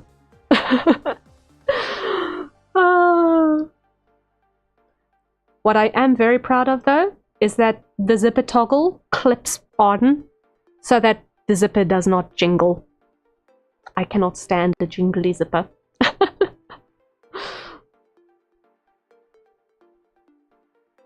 But that line is going to be broken by the tail feather hub in the back view. So I don't think I've got it drawn on this one yet, but that needs to be real. I know, right? I can't stand a jingly zipper. When I walk, I don't want to jingle. Even when I've got heels on. But yeah.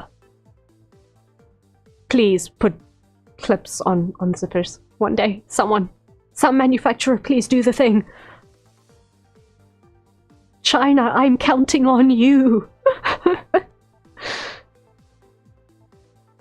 and if you ever make thigh highs this high, then I'd also be interested, please and thank you. Please, please.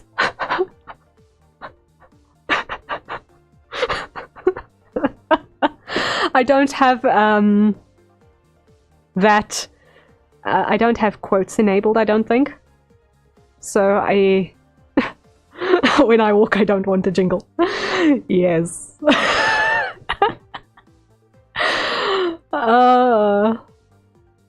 So we'll just have to make a note of that. Someone clip that, please.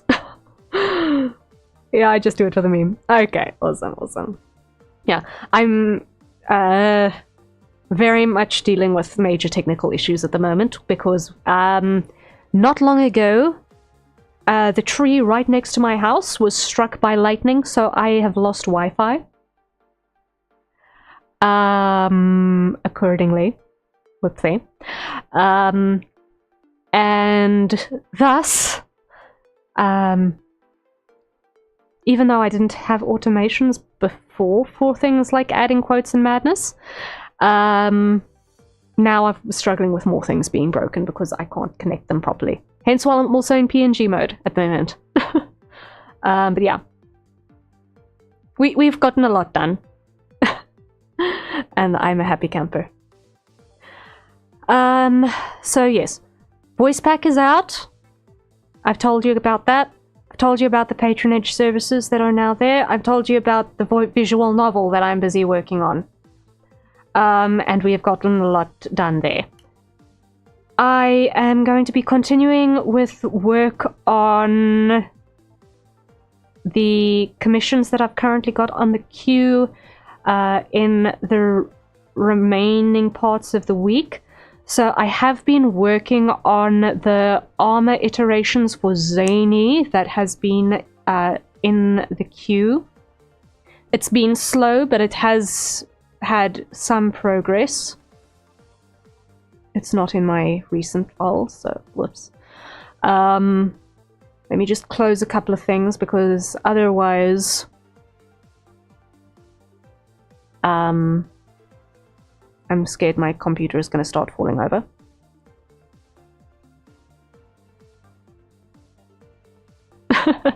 So yes, I have been working on it. I have been working on it. I finished vectorizing Ebony's tattoos earlier today as well, so those are now actually assets that I can pull into a thing and resize those as needed. Those now exist. Nice and neat and clean and proper. So those now exist in vector form.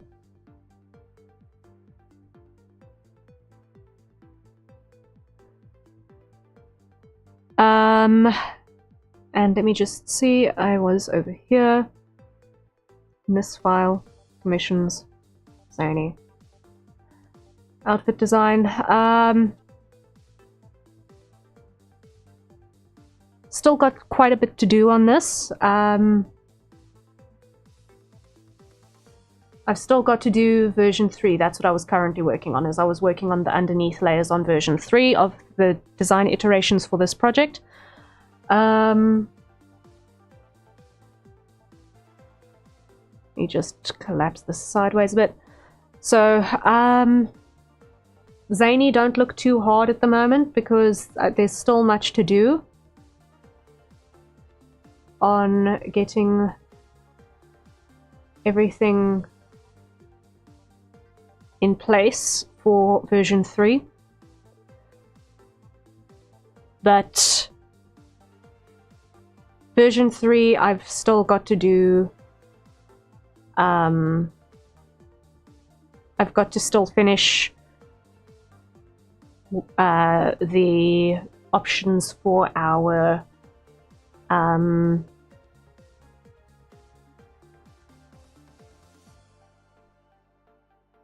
inner layers, and then I can start building on our armor pieces as well. So that is slowly but certainly coming together. I promise that I want to have version 3 done for you come the end of this weekend. I want to have those iterations done so that you can look at them in all of their bits and pieces and see what you like, and then we can progress with your commission from there. My plan is to have that job done by the end of the weekend. So just get that out the way so that it doesn't have enough chance to sink in. So that you can have as unbiased a look as possible when you get the chance. But yes, all in all, I'm happy with the progress for today. We have achieved much. Like, crazy much. Ooh, spine armor? Yes. Yes. I wanted to get as much protection in place as possible without compromising mobility. And also, an important note on this is that each of these scale pieces is actually padded with a silk wrapping. Silk specifically, because extra armor resistance against sheer damage. So that it doesn't make noise. I think that was a very, very important thing for me, is that this armor makes as little noise as possible. Because the patrols happen in a very low visibility environment, I wanted to reduce the amount of clanking and jingling that the armor makes as much as possible, because a lot of the weird and wonderful things that appear in the mists navigate by sound, and therefore having noisy armor is not a good idea. No jingling! Yes, no jingling. Very much important. But thank you guys for joining me today. I am officially out of things to say. I hope you guys had fun. Once again, thank you to Teo and to Kyopyeon for the raid. I really appreciate it. If anyone is still around from that raid, and I hope you guys had fun.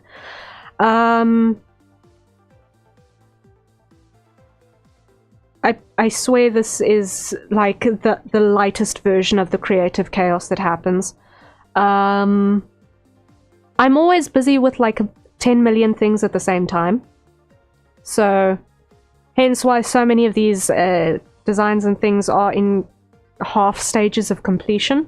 I'm juggling a lot. I am writing everyone's POVs at the same time, because I want to make sure that all of the major events coincide at the same place at the same time.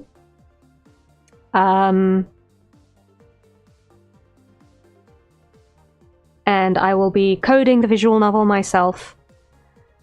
Probably. Unless we build it in Unity? No, then I'm probably also still going to be coding it myself. Waha. Anyway,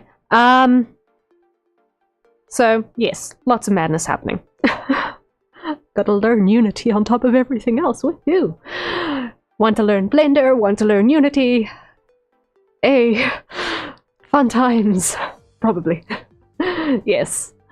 I'm glad I caught you for a bit. Time zones hate me, but I really enjoy catching your streams. Thank you. I have decided to switch up my schedule so that Tuesdays and Wednesdays are more American time zone friendly.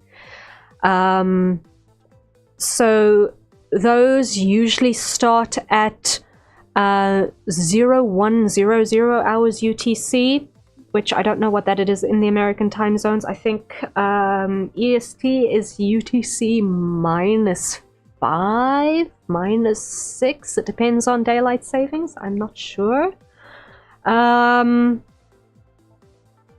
So like it should be relatively late on it should be after supper time in the American time zones.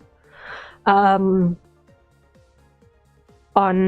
Tuesdays and Wednesdays, but Mondays and Thursdays I still stream at European friendly time zones at 1930 UTC.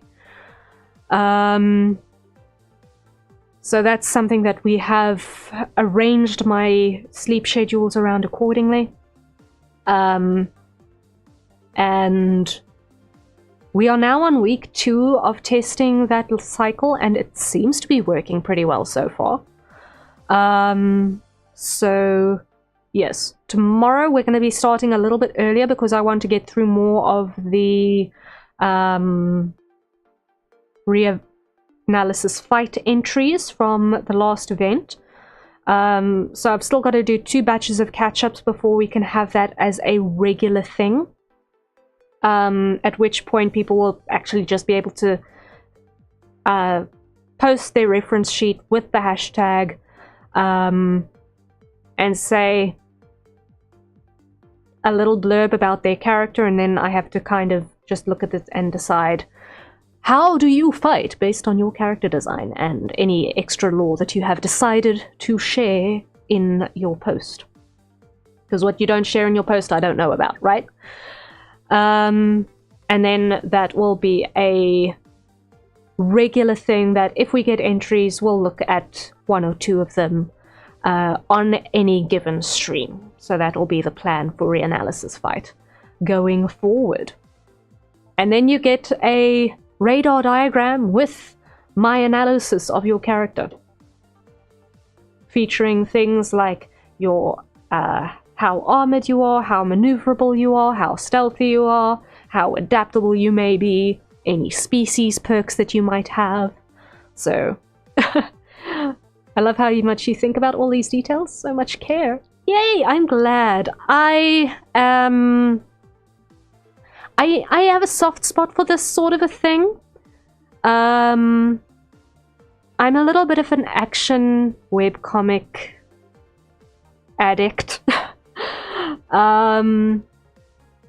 So it's like kilts add at least +5 movement? Yes.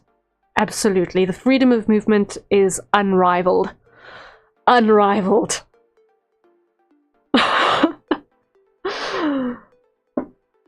Mostly. Like, you can imagine some scenarios where it might slightly get in the way if it is the wrong kind of kilt. Looking at you, the great kilt, which is literally the entire blanket, just half of it is thrown over your shoulder.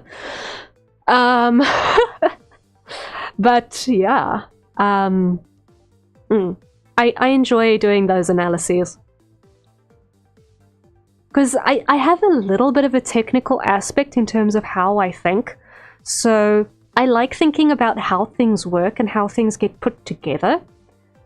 And I may not necessarily have the engineering smarts to actually, you know, yes, that is something that I rather enjoy. It just comes a little bit naturally to me. I kind of like to break things apart and figure out how they work a little bit.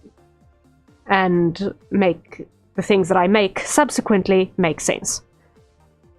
And make designs that my cosplayer friends won't hate me if they ever decide that they want to cosplay my stuff. How deep is the bunker that I need to build? How many pitchforks do I need to avoid? Will my cosplayer friend be able to go to a con and go to the bathroom? Important questions. Important questions. That I want to make sure that I have accounted for.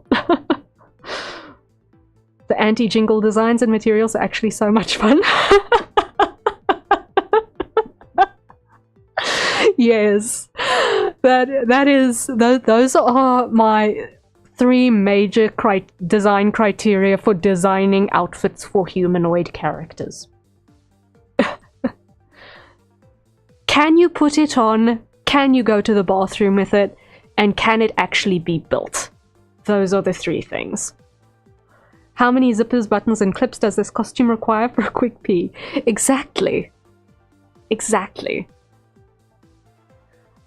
Do I need to remove 15 layers in order to not have a disaster in the middle of the aisle?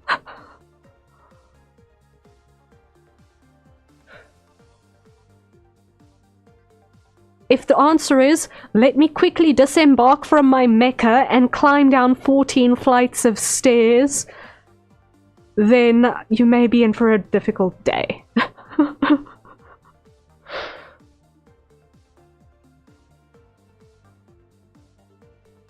I was 2 layers short before the aisle disaster.